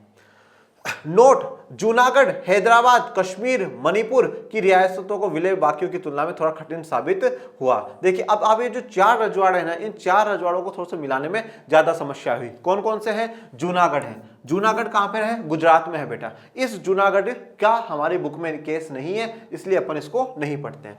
फिर हैदराबाद, हैदराबाद जहां पर निजाम था, अभी बताया आपको, जिसने कहा था तरवनकोर के राजा के अगले दिन ही कह दिया कि साहब मैं आजाद होना चाहता हूं। और कश्मीर, ये कश्मीर का भी अब भी इस चैप्टर में नहीं है, ये कश्मीर का अपन आगे जाकर के चैप्टर में पढ़ेंगे, जब क्षेत्रीय आकांक्षा वाला चैप्टर पढ़ेंगे, और डिटेल में तो अपना वैसे भी पढ़ा हुआ है इसका। और मणिपुर, तो यहां पर जो हम कवर करेंगे हैदराबाद और मणिपुर को कवर करेंगे कि किस प्रकार से इन रजवाड़ों को मिलाने में भारत की सरकार को थोड़ी समस्या का सामना करना पड़ा है दूसरों को मिलाने की तुलना में। अब सबसे पहले बात कर लेते हैं हैदराबाद की। अब जो आज आप हैदराबाद का नाम सुनते हो, वह हैदराबाद तो सिर्फ और सिर्फ एक शहर है, वह तो सिर्फ और सिर्फ क्या है? एक सिटी है। पर उस समय का जो हैदराबाद रजवाड़ा था वो आज का काफी बड़ा एरिया, जैसे मैंने आपको मानचित्र में भी दिखाया था, आज का काफी बड़ा एरिया कवर करता है। आज के काफी जो इलाके हैं उनको कवर करता है। आइए देखते हैं। हैदराबाद की रियासत बहुत बड़ी थी, तो हैदराबादी जो रजवाड़ा है यह बहुत बड़ा था, चारों तरफ से हिंदुस्तानी इलाके से घिरी थी। तो ये हैदराबाद की रियासत, जैसे मैंने आपको पूरा दिखाया कि चारों तरफ से हिंदुस्तान के इलाके से घिरी हुई थी। आज के महाराष्ट्र, कर्नाटक में और बाकी हिस्से आंध्र प्रदेश में थे। मतलब आज का महाराष्ट्र, कर्नाटक और आंध्र प्रदेश, इतना इलाका ये कवर कर रही थी। ठीक है, महाराष्ट्र, कर्नाटक और आंध्र प्रदेश आज इतने इलाके कवर कर रहे थे, इतना बड़ा ये हैदराबाद था उस समय। हैदराबाद के शासक निजाम, ये क्या है बेटा? टाइटल है, ये उपाधि दी जाती है। ठीक है, उपाधि दी गई थी निजाम। इनका नाम और कुछ था, वो नाम क्या था आप मुझे कमेंट बॉक्स में बताना कि हैदराबाद के निजाम का क्या नाम था। ये टाइटल है, ये उपाधि है। जैसे मान लो आप किसी को उपाधि दो, आप मुझे कहते हो गुरुदेव, तो गुरुदेव क्या हो गया? एक टाइटल हो गया। मेरा नाम नहीं है गुरुदेव है, नाम मेरा मनीष है, पर आप टाइटल दे तो गुरुदेव है, तो गुरुदेव टाइटल हो गया, एक उपाधि हो गई। तो उस प्रकार से निजाम क्या थी? उपाधि दे रखी थी। ये दुनिया के सबसे दौलतमंद लोगों में था, मतलब खूब पैसा था इसके पास, अथाह पैसा था इसके पास, जो हैदराबाद का शासक था। यह है हैदराबाद का शासक।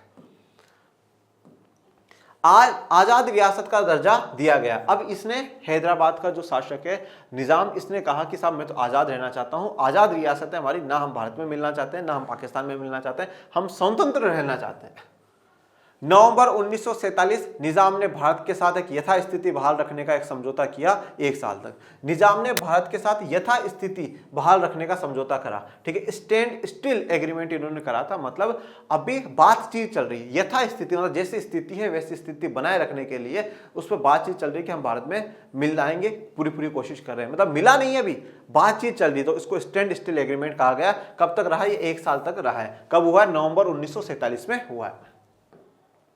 अब हैदराबाद की जनता के द्वारा भारत में विलय होने के लिए आंदोलन हुआ है। वहां के किसानों ने, वहां की महिलाओं ने गजब तरीके से इस आंदोलन में भागीदारी निभाई, क्योंकि वहां की महिलाएं निजाम के अत्याचारी शासन से बड़ी दुखी हो चुकी थी। वहां के किसान बड़े दुखी हो चुके थे। सभी जो गैर मुस्लिम समुदाय के लोग हैं वो बहुत दुखी हो चुके थे, और उन्होंने भारतीय संघ के साथ मिलकर के, भारत की सरकार के साथ मिलकर के कहा कि हम तो भारत में ही मिलना चाहते हैं, हमें हैदराबाद के शासन के साथ नहीं रहना है। तो आंदोलन हुआ।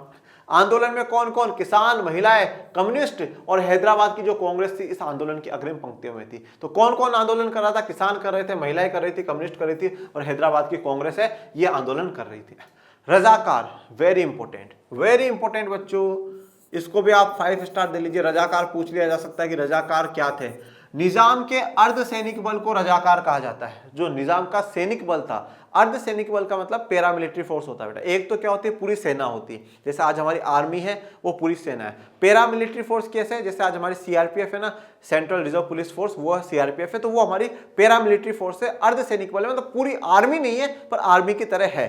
तो उसी प्रकार से रजाकार आप एक प्रकार से कह सकते हो, उसकी अर्धसैनिक बल थी निजाम के, मतलब निजाम की सेना थी एक प्रकार से, निजाम के लिए जो लड़ती थी, युद्ध करती थी। तो रजाकार, निजाम के अर्धसैनिक बल को रजाकार कहा गया है। ये रजाकार बड़े सांप्रदायिक और अत्याचारी थे। सांप्रदायिक मतलब धर्म के आधार पर मारकाट करने वाले, धर्म के आधार पर भेदभाव करने वाले लोग हैं। मतलब ये जैसे गैर मुस्लिम देखते थे उनको मार दिया करते थे, उनके साथ अत्याचार करा करते थे। बड़े अत्याचारी लोग थे, ये किसी पर भी दया भाव नहीं खाया करते थे। गैर मुसलमानों को खास तौर पर अपना निशाना बनाया गया इन रजाकारों के द्वारा कि सब जो गैर मुसलमान है, मुसलमान को छोड़ देते थे, जो बाकी मुसलमानों के अलावा कोई है तो उनको क्या है, मार दिया जाता था, उन पर निशाना बनाया जाता था। लूटपाट मचाई और हत्या तथा बलात्कार किए। तो खूब तो इन्होंने लूटपाट मचाई है, काफी लोगों को मारा है, और काफी बहन बेटियों के साथ, महिलाओं के साथ ये रजाकार बलात्कार करा करते थे, रेप करा करते थे। सितंबर 1948 में भारतीय सेना निजाम के सैनिकों पर काबू पाने के लिए हैदराबाद आ पहुंची। अब जब वहां पर विरोध हुआ किसानों, महिलाओं, कम्युनिस्ट और हैदराबाद कांग्रेस के द्वारा, तो निजाम ने अपनी सेना मतलब रजाकारों को भेज दिया। रजाकार क्या क्या कर रहे थे वो मैंने आपको बता दिया। पर जब हैदराबाद की जनता ने आवाज लगाई, पुकार लगाई कि भारत की सरकार हमें बचाए, भारतीय सेना को भेजे, तो जहां जहां भारत की सेना पहुंची है वो हमेशा पूरा खत्म ही करके आती है मामला। जो दुश्मन होते हैं उनको खत्म ही करके आती है। तो सितंबर 1948 में, सितंबर 1948 में भारतीय सेना पहुंच जाती है निजाम के रजाकारों पे कंट्रोल पाने के लिए कि साहब ये जो कर रहे हैं वो गलत कर रहे हैं। और जहां भारत की सेना पहुंच गई वहां भारत की जीत पक्की है। इसलिए हैदराबाद पहुंच गई थी तो अब 100% निजाम को आत्मसमर्पण करना ही था। भारत की आर्मी के सामने कैसे टिक पाता भाई? इनके अर्धसैनिक बल और हमारी पूरी सेना थी, ठीक है। तो और हमारी सेना के सामने बड़ी बड़ी सेनाएं नहीं टिक पाती, वो ये क्या है? तो फाइनली निजाम ने आत्मसमर्पण कर दिया, सरेंडर कर दिया। और पटेल जी को बोला, पटेल जी मैं तो मजाक कर रहा था यार, आप तो गुस्सा हो गए, सेना वेना भेज दी, अरे सॉरी अरे रजा कर, मतलब क्या कर रहे हो तुम लोग? सॉरी पटेल जी, सॉरी मैं मिल गया आज से भारत, लाओ वो कहाँ है पेपर, इंस्ट्रूमेंट मैं साइन कर देता हूँ। तो निजाम ने आत्मसमर्पण कर दिया। ये निजाम है और ये सरदार पटेल जी है। आत्मसमर्पण के साथ ही हैदराबाद का भारत में विलय हो गया, उसने भी इंस्ट्रूमेंट ऑफ एक्सेशन पे साइन कर दिया। तो ये जो कहानी थी हैदराबाद की थी। अब दूसरी कहानी है मणिपुर की। मणिपुर के महाराजा बोध चंद्र सिंह ने भारत सरकार के साथ भारतीय संघ में अपनी रियासत के विलय के एक सहमति पत्र पर हस्ताक्षर किए थे, ठीक है। तो मणिपुर का जो राजा है बोध चंद्र सिंह, ये बोध चंद्र सिंह है। ये कार्टून आपकी किताब में दिया गया है। नीचे जो रियासत की जनता है उसको दिखाया गया है। इसके पास, इसने जो राजा है विदेशी मामले, मतलब जो विदेश के साथ कैसे मामले हैं, प्रतिरक्षा मतलब डिफेंस और संचार, ये इसने ले रखे हैं। ये पटेल जी कह रहे हैं ना ना ना उठिए मत महाराज, मुझे बस ये दे दीजिए, इसी से काम हो जाएगा। मतलब पटेल जी क्या कह रहे हैं, 3 चीज आप हमें दे दीजिए, विदेशी मामले भारत सरकार संभालेगी, प्रतिरक्षा डिफेंस का मामला भारत सरकार संभालेगी, और संचार कम्युनिकेशन का जो मामला है वो भारत सरकार संभालेगी। बाकी आप बैठे रहिए, आप राजा बन रहिए, तो हमें दो बस, बाकी में आप देख लेंगे। तो यहाँ पर महाराज ने साइन कर दिया है एक सहमति पत्र पे और ये तीनों सरकार को सौंप दिए। यह आश्वासन दिया गया था कि मणिपुर की आंतरिक स्वायत्तता बरकरार रहेगी, और यह विश्वास दिलाया गया राजा को कि जो आपकी आंतरिक स्वायत्तता है, जो इंटरनल जो आपकी ऑटोनॉमी है, आजादी है, वो बरकरार रहेगी, आपके शासन को कुछ भी नहीं होगा। पर वहां पे क्या हुआ, जनता की डिमांड थी, और जनता की डिमांड ये थी राजा से कि साहब यहाँ पे क्या है, चुनाव कराया जाए, और चुनाव करा करके एक विधानसभा क्रिएट करी जाए। तो भारत में सबसे पहले जो चुनाव कहीं हुए तो मणिपुर में हुए, और जब चुनाव हुए और वहां विधानसभा बन गई तो राजा भी है और वहां पे विधानसभा भी है, मतलब जनता के द्वारा चुने हुए लोग भी है। तो ऐसी व्यवस्थाओं को हम लोग क्या कहते हैं, संवैधानिक राजतंत्र कहते हैं। तो मणिपुर क्या बन गया था, संवैधानिक राजतंत्र बन गया था, राजा भी था और वहां पे विधानसभा भी हो गई। तो 1948 के जून में चुनाव करवाया गया, कहां पर, मणिपुर में चुनाव करवाया गया, और यह भारत का पहला ऐसा राज्य बन गया था, पहला ऐसा स्थान बन गया था जहां पर सार्वभौम वयस्क मताधिकार का प्रयोग करते हुए चुनाव कराए गए थे। मतलब जितने भी वयस्क हैं, जितने भी एडल्ट हैं, उन सभी एडल्टों को वोट देने का अधिकार दिया गया, और 1 मैन 1 वोट 1 वैल्यू के स्थान पे यहाँ पे चुनाव कराए गए। सबसे पहले कहां कराए गए हैं, मणिपुर में कराए गए। ये तस्वीर आपको वोटिंग की दर्शाई गई है। विधानसभा में मतभेद, अब जो विधानसभा है, जो लेजिस्लेटिव असेंबली है, उसमें मतभेद हो गया। क्या मतभेद था, मणिपुर की जो कांग्रेस है वो कहती है भारत में मिला दिया जाए, मणिपुर की कांग्रेस कहती है कंप्लीटली भारत में मिला दिया जाए, कुछ मामले सरकार को नहीं, सब कुछ ही वहां दे दिया जाए, क्योंकि कांग्रेस है तो कांग्रेस तो हमेशा भारत के मिलान पे, एकता अखंडता पर ही समर्थन करती हुई आई है, जैसे कि सरदार पटेल जी कर रहे थे। और बाकी जो राजनीतिक पार्टियां हैं वहां पर मणिपुर में, अन्य जो राजनीतिक पार्टियां हैं, उन्होंने बोला भारत में न मिला दिया जाए। मतलब कांग्रेस, मणिपुर में जो कांग्रेस के नेता है वो कह रहे हैं भारत में मिला दिया जाए, और जो दूसरी पार्टियां वो कह रही है भारत में नहीं मिलाना चाहिए। विधानसभा से परामर्श किए बगैर भारत सरकार ने महाराजा पर दबाव डाला कि वे भारतीय संघ में शामिल होने के समझौते पर हस्ताक्षर कर दे। लोगों में क्रोध और नाराजगी। अब क्या है, विधानसभा से बिना पूछे परामर्श करे, अब विधानसभा तो बन गई और राजा भी था, पर पावर राजा के हाथ में ही थी, क्योंकि फैसला लेने का अधिकार भी राजा को ही दिया गया था। तो सरकार ने राजा पर दबाव डाला कि आप भारत में विलय कर दीजिए, बहुत अच्छा काम होगा, पूरी सुरक्षा होगी मणिपुर की, आप चिंता मत करिए। और राजा ने इंस्ट्रूमेंट ऑफ एक्सेशन पे बोध चंद्र सिंह ने साइन कर दिए। और पर वहां के लोगों में और वहां की विधानसभा में गुस्सा था कि बिना विधानसभा से पूछे, मतलब जिन लोगों को लोगों ने चुना है उनसे बिना पूछे राजा भारत में विलय हो गया है, इस बात का गुस्सा था। और कभी कभार वो नाराजगी, वो क्रोध अभी भी देखने को मिल जाता है। ये कहानी थी मणिपुर की। अब हम लोग आ जाते हैं हमारे आखिरी टॉपिक की तरफ, जो है राज्यों का पुनर्गठन, या जिसको कहा जाता है स्टेट रीऑर्गेनाइजेशन। क्या कहा जाता है, स्टेट रीऑर्गेनाइजेशन। अब आप लोग सोच रहे होंगे कि हमें आजादी मिली, आजादी के बाद विभाजन हो गया, और विभाजन के बाद रजवाड़ों को मिलाने की समस्या थी, मतलब अब सारी समस्याएं खत्म हो गई होंगी। नहीं भैया, अभी सारी समस्याएं खत्म नहीं हुई। हमने रजवाड़ों को मिला लिया, सब कुछ कर लिया, पर पहले जो भारत था वो ब्रिटिश भारत और रजवाड़ों में बटा हुआ था। जो सीमा बनी हुई थी भारत के अंदर वो रजवाड़ों के हिसाब से थी, ब्रिटिश इंडिया के हिसाब से थी।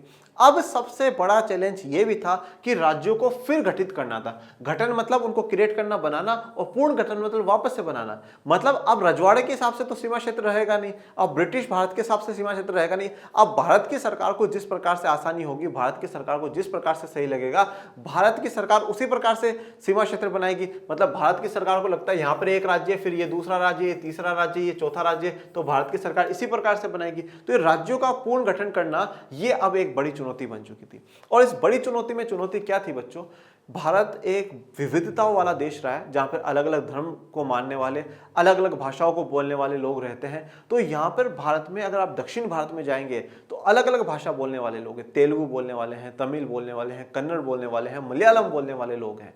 तो अब यहाँ पर जब भारत आजाद हुआ तो यहाँ से मांग उठने लगी कि साहब तेलुगु भाषा के लिए एक अलग से राज्य बनाया जाए, तेलुगु भाषा के लिए मद्रास में से काट करके एक अलग राज्य बनाया जाए, मतलब भाषा के आधार पर राज्य हो। अब कांग्रेस जब आजादी के आंदोलन चला रही थी उस समय कांग्रेस इस बात को समर्थन करती थी कि भाषा के आधार पर प्रांत होने चाहिए, और भाषा के आधार पर ही कांग्रेस ने अपनी स्थायी कमेटियां भी बना रखी थी कि साहब इस एरिया में जो है ये तेलुगु लोगों की एक कांग्रेस हो गई, ऐसे बना रखा था। पर आजादी के बाद कांग्रेस इस बात से को नहीं मानती कि साहब भाषा के आधार पर राज्य होने चाहिए, बिल्कुल भी स्वीकार नहीं करती। क्यों नहीं कर रही है, क्योंकि अब डर था कि साहब हमारी एकता कहीं टूट ना जाए, क्योंकि विभाजन हो गया, रजवाड़ों को आजाद रहने का मौका दे दिया गया था, अब उनको चलो मिला लिया गया, परंतु चिंता थी कि साहब ऐसे भाषा के नाम पर अलग अलग राज्य बना लिए गए तो भारत तो टूट जाएगा, भाषा के नाम पर बट जाएगा भारत, तो ऐसा नहीं करना चाहिए। इसलिए भारत की सरकारों ने बीच बीच में आयोग बनाए और आयोग बनाकर करके कमीशन बनाकर करके उनको ये काम सौंपा गया कि आप देखिए कि क्या भारत में अगर हम लोग भाषा के आधार पर राज्य बनाते हैं तो उससे भारत एकता के सूत्र में बंधेगा या भारत की अखंडता टूट जाएगी। भारत के लिए भाषा के आधार पर राज्य बनाना ठीक होगा या गलत होगा। तो भारत पे सरकार ने आयोग बनाया, आयोग ने पहले बोला कि नहीं साहब, भाषा के आधार पर राज्य नहीं बनाने चाहिए। उसके बाद कांग्रेस ने जेवीपी कमेटी बनाई, जिसमें कौन कौन थे, जवाहरलाल नेहरू, वल्लभ भाई पटेल और पिटाबी सीतारामैया। इन्होंने एक कमेटी बनाई, उसने भी पूरी जांच पड़ताल यही करी और ये देखा कि नहीं साहब, भाषा के आधार पर राज्य नहीं बनने चाहिए। परंतु तेलुगु भाषी लोगों का जो आंदोलन है वो लगातार बढ़ता ही जा रहा था और वो ये डिमांड कर रहे थे साहब हमें तो किसी भी हाल में तेलुगु भाषा के आधार पर राज्य चाहिए ही चाहिए। तो इसलिए जवाहरलाल नेहरू जी तेलुगु भाषा के लिए आंध्र प्रदेश 1952 दिसंबर में 29 दिसंबर 1952 को जवाहरलाल नेहरू जी ऐलान कर देते हैं कि साहब आंध्र प्रदेश एक नया राज्य भारत का होगा। परंतु जब आंध्र प्रदेश की तेलुगु भाषी लोगों की मांग मान ली गई तो जो बाकी भाषा के जो लोग हैं वो भी डिमांड करने लगे कि साहब हमारे को भी भाषा के आधार पर राज्य चाहिए, हमें भी भाषा के आधार पर राज्य चाहिए। तो फिर जवाहरलाल नेहरू जी ने और सरकार ने क्या करा, एक फैजल अली आयोग बनाया, फैजल अली आयोग बनाया और उस आयोग को यह काम सौंपा गया कि आप देखिए कि अगर हम भाषा के आधार पर और राज्यों का गठन करते हैं तो भारत की क्या स्थिति होगी। तो उस आयोग ने सरकार को यह कहा, फजल अली आयोग ने, कि सर भाषा के आधार पर राज्य बना सकते हैं पर आधार सिर्फ और सिर्फ भाषा ही ना हो, प्रशासनिक भी देखना कि वहां पे प्रशासन को चलाने में, राज्यों को चलाने में सुविधा होगी या कठिनाइयां होगी, वो चीज देखो। संस्कृति के आधार पर, भौगोलिक आधार पर, इन आधारों पर हम राज्य बना सकते हैं और राज्य बनाने से देश एक होगा, देश मजबूत होगा, टूटेगा नहीं। अखंडता, एकता हमारी और मजबूत होगी, वो टूटेंगे नहीं। तो ये राज्यों का पूर्ण गठन एक बड़ी चुनौती भारत सरकार के सामने थी, परंतु भारत सरकार ने इसको भी पूर्ण रूप से अच्छी तरीके से पूरा कर लिया। तो आइए राज्यों के पूर्ण गठन को देखते हैं। भारतीय प्रांतों की आंतरिक सीमाओं को तय करने की चुनौती अभी भी सामने थी। अब काफी लोगों को क्या लगता है कि भैया विभाजन हो गया, विभाजन खत्म, समस्या खत्म, चलो रजवाड़ों को भी मिला लिया, अब समस्या खत्म। पर अब भी समस्या नहीं, अभी एक और समस्या थी, प्रांतों की आंतरिक सीमा, मतलब हमारे देश के अंदर जो प्रांत है, जो राज्य है, उनकी अब अंदरूनी जो सीमा है उसको तय करने की चुनौती अभी भी हमारे सामने थी। प्रांतों की सीमाओं को इस तरह तय करने की चुनौती थी कि देश की भाषाई और सांस्कृतिक बहुलता की झलक मिले, साथ ही राष्ट्रीय एकता भी खंडित ना हो। प्रांतों की जो सीमा है, ठीक है, वो इस प्रकार से तय करनी थी कि जिससे जो भाषा और सांस्कृतिक बहुलता है उसकी झलक भी मिले, मतलब हमारे देश में जो विविधता है वो देखने को भी मिले। जो नारा जवाहरलाल नेहरू जी दिया करते थे, कहा करते थे विविधताओं में एकता, वो देखने को भी मिले और साथ ही राष्ट्रीय एकता भी खंडित ना हो, मतलब हमारी विविधताएं भी बनी रहे और हमारी राष्ट्रीय एकता भी बनी रहे। मतलब विविधताओं में एकता रहनी चाहिए, मतलब दोनों चीजें रहे, विविधताएं भी रहे और एकता भी रहे। सन 1920 में कांग्रेस के नागपुर अधिवेशन हुआ था। देखिए सन 1920 में कांग्रेस का नागपुर अधिवेशन हुआ था और कांग्रेस खुद इस बात को स्वीकार करती थी कि साहब जो प्रांत है, जो राज्य है, वो भाषा के आधार पर होने चाहिए, उसमें कोई दिक्कत वाली बात नहीं। और यहां तक कि कांग्रेस ने खुद ने जो अपनी कमेटियां बना रखी थी, जो स्थानीय समितियां कांग्रेस ने बना रखी थी, वो खुद भाषा के आधार पर बना रखी थी। साहब ये इस भाषा का, ये इस भाषा का, ये इस भाषा का।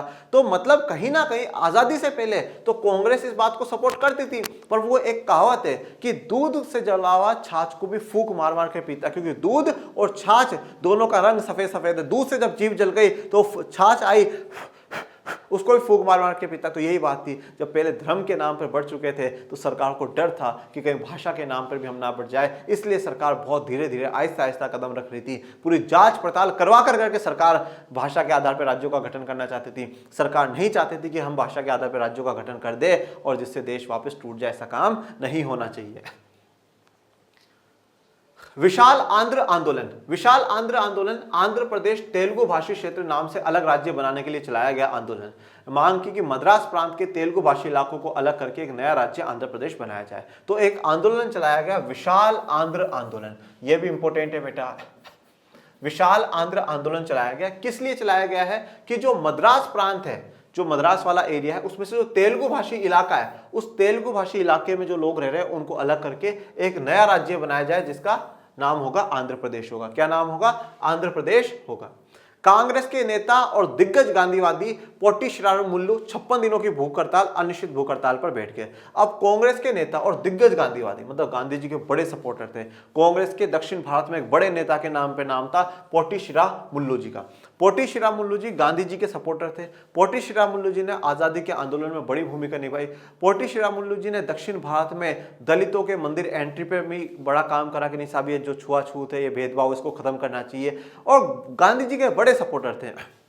मतलब कांग्रेस के खुद के एक बहुत जानी मानी शख्सियत पोटी श्रीरामुलु जी थे। इन्होंने इस आंदोलन की लीडरशिप करी कि हाँ साहब बिल्कुल सही बात है, तेलुगु भाषी राज्य होना चाहिए, भाषा के आधार पर हमारा राज्य बनना चाहिए और तेलुगु भाषा के नाम पे एक नया राज्य आंध्र प्रदेश बनाया जाए। और फिर पोटी श्रीरामुलु जी ने ये बात कह दी कि जब तक हमारी मांग नहीं मान ली जाएगी तब तक मैं क्या रहूंगा? भूख हड़ताल पे रहूंगा। मतलब जब तक सरकार मांग नहीं मानेगी जब तक मैं एक भी अन्न मुंह में नहीं डालूंगा। और 56 दिनों तक वो भूख हड़ताल पे रहे और 56 दिनों बाद उनकी डेथ हो जाती है। तो उनकी डेथ के बाद लोगों में और भी गुस्सा बढ़ जाता है कि सरकार ने एक बड़े नेता को, हमारे बड़े नेता को मार दिया, सरकार की गलतियों के कारण ही मरा। काफी जगह हिंसा हो जाती है, काफी जगह पुलिस में और लोगों में झड़प हो जाती है। आंध्र प्रदेश में जगह जगह हिंसक घटना हुई, लोग बड़ी संख्या में सड़कों पर निकल आए। इस को देखते हुए फाइनली आखिरकार 29 दिसंबर, आप लिख लीजिएगा चाहे, 29 दिसंबर 1952 के दिसंबर में प्रधानमंत्री ने आंध्र प्रदेश नाम से अलग राज्य बनाने की घोषणा कर दी। तो फाइनली 1952 में जवाहरलाल नेहरू जी ने घोषणा कर दी कि साहब एक नया राज्य होगा जो कि आंध्र प्रदेश होगा। और इस नए राज्य के बाद 1953 में सरकार ने आयोग बनाया, राज्य पुनर्गठन आयोग, राज्य पुनर्गठन आयोग, या इंग्लिश में हम इसको कहते हैं स्टेट रीऑर्गेनाइजेशन कमीशन। जो फजल अली आयोग में आपको बता रहा था उसको नाम दिया गया राज्य पुनर्गठन आयोग या स्टेट रीऑर्गेनाइजेशन कमीशन। ये 1953 में बनाया गया और फिर इसने अपनी बाद में रिपोर्ट सौंपी और फाइनली उस रिपोर्ट के आधार पर सरकार ने 1956 में कानून बनाया। कौन सा कानून बनाया? राज्य पुनर्गठन अधिनियम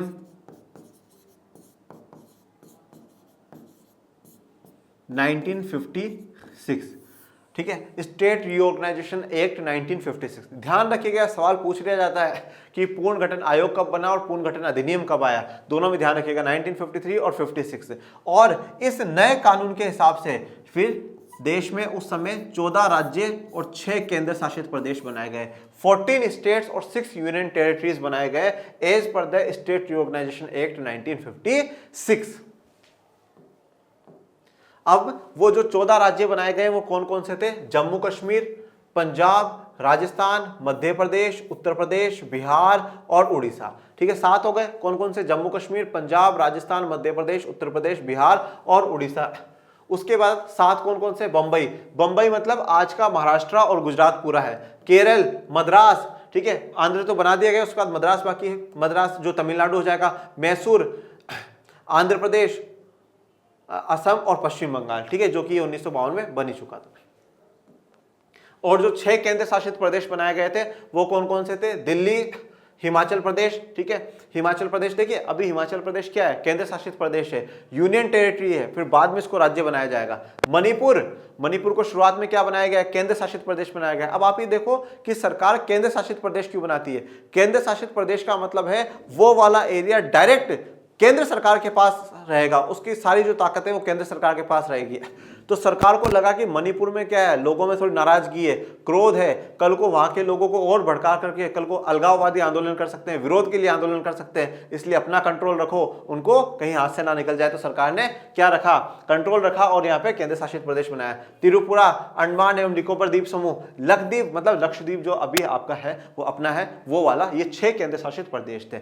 अब आपके बॉक्स में एक टॉपिक दे रखा है जिसका नाम है नए राज्यों का निर्माण, क्रिएशन ऑफ न्यू स्टेट। अब समय समय पर कुछ नए स्टेट्स और बनना शुरू हुए, तो उनके बारे में भी जान लेते हैं क्योंकि एक एक मार्क्स में क्वेश्चन पूछ लिया जाता है। क्रिएशन ऑफ न्यू स्टेट्स, सन 1960 में महाराष्ट्र और गुजरात राज्य बनाए गए। तो 1952 में जब आंध्र प्रदेश बन गया, 1956 में 14 राज्य और 6 केंद्र शासित प्रदेश बना दिए गए। अब 1960 में जो बंबई है, जो बॉम्बे है, उसको काट कर करके मराठी भाषी लोगों के लिए महाराष्ट्र और गुजराती भाषी लोगों के लिए गुजरात बना दिया गया 1960 में। उसके बाद 1966 में 1966 में पंजाबी भाषी के लिए, जो पंजाब वाला इलाका है, वो पंजाबी भाषी लोगों के लिए राज्य का दर्जा दिया गया और वृत्र पंजाब से अलग करके हरियाणा बनाया गया और हिमाचल प्रदेश नाम के राज्य बनाए गए। तो हरियाणा बना दिया गया और हिमाचल प्रदेश जो क्या था, एक यूनियन टेरिटरी था, केंद्र शासित प्रदेश था, उसको 1966 में राज्य की घोषणा कर दी कि साहब अब से ये क्या है, राज्य है, स्टेट है। 1972 में असम से अलग करके क्या बनाया गया, मेघालय बनाया गया। इसी साल मणिपुर को क्या कर दिया, राज्य घोषित कर दिया। त्रिपुरा से भी अलग राज्य के रूप में अस्तित्व आ गया। तो मणिपुर और त्रिपुरा को राज्य घोषित कर दिया, जो पहले केंद्र शासित प्रदेश थी 1972 में। मिजोरम और अरुणाचल प्रदेश 1987 में वजूद में आए, जबकि नागालैंड इससे कहीं पहले यानी 1963 में ही राज्य बन चुका था। तो नागालैंड 1963, ये सब असम में से घट रहे हैं। असम में से नागालैंड कटा 1963 में, फिर मिजोरम और अरुणाचल प्रदेश बने 1987 में। छत्तीसगढ़, उत्तराखंड और झारखंड, ये क्या है, ये आप देख सकते हैं कि किस आधार पर बनाए गए, भौगोलिक आधार पर है, सांस्कृतिक आधार पर। उत्तराखंड है तो उत्तराखंड यूपी से अलग करा गया, क्योंकि यहाँ का उत्तराखंड का जो क्लाइमेट है वो बिल्कुल ठंडा है और यूपी का जो क्लाइमेट है वो बिल्कुल मैदानी इलाका है, नदियों वाला इलाका है। तो ये 2000 में बने हैं। 2 जून 2014 को तेलंगाना भी एक नए राज्य के रूप में जुड़ गया है। और उसके बाद अभी लेटेस्ट में आप लोगों को बताऊं तो 2019 में जो जम्मू कश्मीर है, उस जम्मू कश्मीर पहले राज्य था, फिर उसको 2 केंद्र शासित प्रदेश में सरकार ने बांट दिया, एक जम्मू एंड कश्मीर और दूसरा लद्दाख। तो अगर आज की डेट में 2023 में अगर अपन बात करें तो भारत में 28 राज्य हैं बच्चों और 8 केंद्र शासित प्रदेश या यूनियन टेरिटरी है। राज्यों के पूर्ण गठन की कथा अभी भी समाप्त नहीं हुई है। देश के अनेक इलाकों में छोटे छोटे अलग अलग राज्य बनाने की मांग को लेकर आंदोलन चल रहे हैं। महाराष्ट्र में विदर्भ, पश्चिमी उत्तर प्रदेश में हरित प्रदेश और पश्चिम बंगाल के उत्तरी भाग में राज्य बनाने के ऐसे आंदोलन अभी चल रहे हैं। तो अभी तक 28 राज्य और 8 केंद्र शासित प्रदेश है। तो यहां तक का जो पूरा ये जो चैप्टर था अपन लोगों ने कवर कर लिया है। आपको कोई डाउट, कोई समस्या हो तो कमेंट बॉक्स में मेंशन करिएगा। और मेरे प्यारे प्यारे आर्ट्स के बच्चों, जो अपना स्लोगन है 0% डाउट 100% मार्क्स, उस हिसाब से तैयारी करते रहिए। और आज का वन शॉट आपको कैसा लगा जरूर बताइएगा मेरे प्यारे विद्यार्थियों। और पढ़ते रहिए, आगे बढ़ते रहिए। आपके अपने channel learn and share arts को लाइक शेयर सब्सक्राइब करते रहिए। और डिस्क्रिप्शन में टेलीग्राम चैनल का लिंक दे रखा है, प्लीज उसको भी ज्वाइन कर लीजिएगा, जिससे आप सभी को नई नई जानकारी मिलती रहे। और मैं मनीष सर अब आपको मिलेंगे आपके अगले वन शॉट में। तब तक के लिए थैंक यू सो मच। जय हिंद, जय भारत।